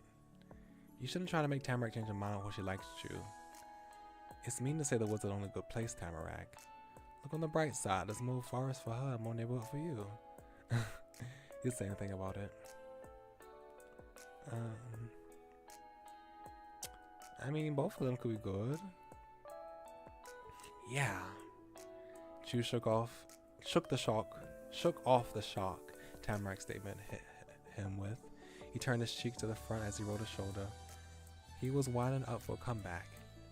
I guess I can give you one thing. There's a pretty special kind of fun with that. In all my years of living here, you can only ever have out in those very woods.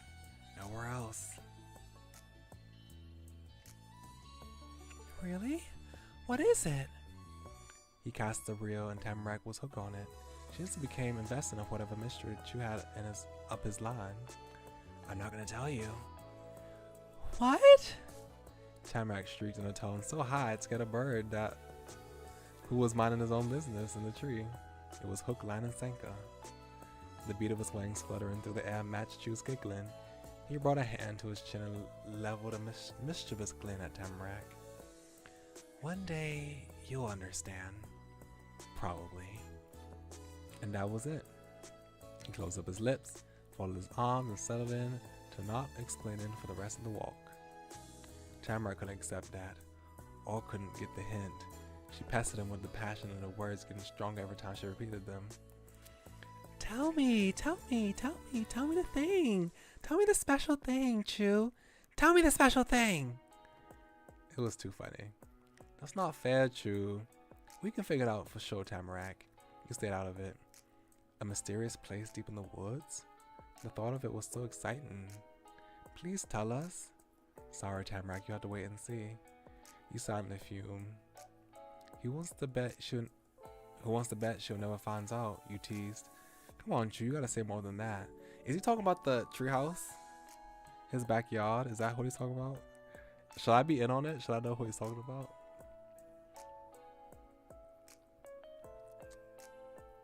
Come on, Chu. He didn't. The conversation of you and Tamarack's attempts to squeeze Chu for info and the snickers that escaped from Chu continued while you were heading towards your goal. Down that road some more, over a crosswalk, past the main street, taking a turn at the corner. That was the widest building you ever. Wait. Down the road some more, over a crosswalk, past the main street, taking a turn at the corner. That was when the widest building you had ever seen so far came into view. There have been taller ones, because that only had 2 floors, but there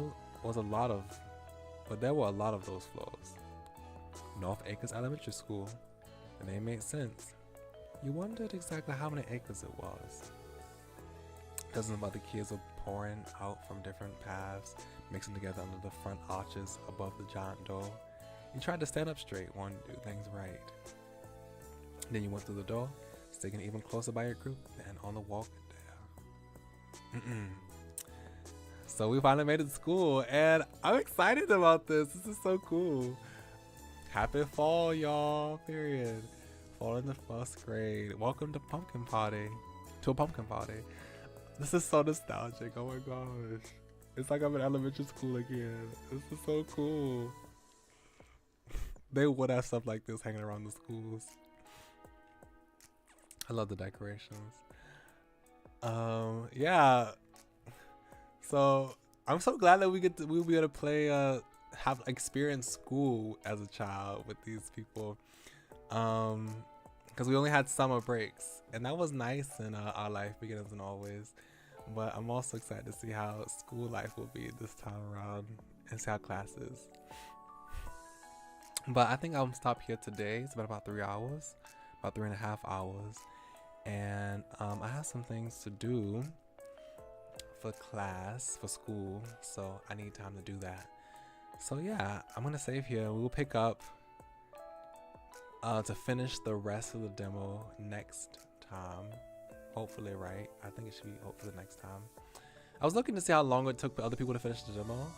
And several hours, like several hours. So I don't know how many streams it will take, but I think I should be able to finish it next Friday. I'm excited. So tomorrow, not tomorrow, I don't stream tomorrow. On Sunday, I think that I probably won't stream on Sunday since I need to there's so many deadlines coming up on the 1st of the month. Like, why did all my classes feel the need to make things assigned either the 1st or the 2nd of next month? So it's like, I'm just gonna take Sunday off to focus on doing schoolwork. Goodness gracious, even though I don't like it. So yeah, so no new game on Sunday again. So we'll probably come back next Sunday to play that new game. And then Monday we'll continue the week, hopefully the way it usually is with Mamiya and etc. So yeah, thank y'all very kindly for coming. Much obliged. I hope y'all are into it so far. I'm gonna be so upset once this demo ends. Like I'm getting so much into it. That's also kind of reason why I wasn't like jumping to play the demo, because I'm like, once I play the demo, I'm gonna be like, can I get Mo please? I need Mo. I can't wait for this game to come out. I need it all right now.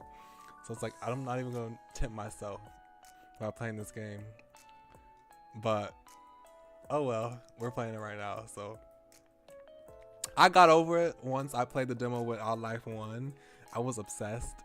At one point I'm like, I need some more. And eventually I was able to fixate on something else. So it's okay. It'll work out in the end. But yeah, thank y'all very kindly for coming, and I will see y'all next time. Y'all come back now, you heard me. Have a good night.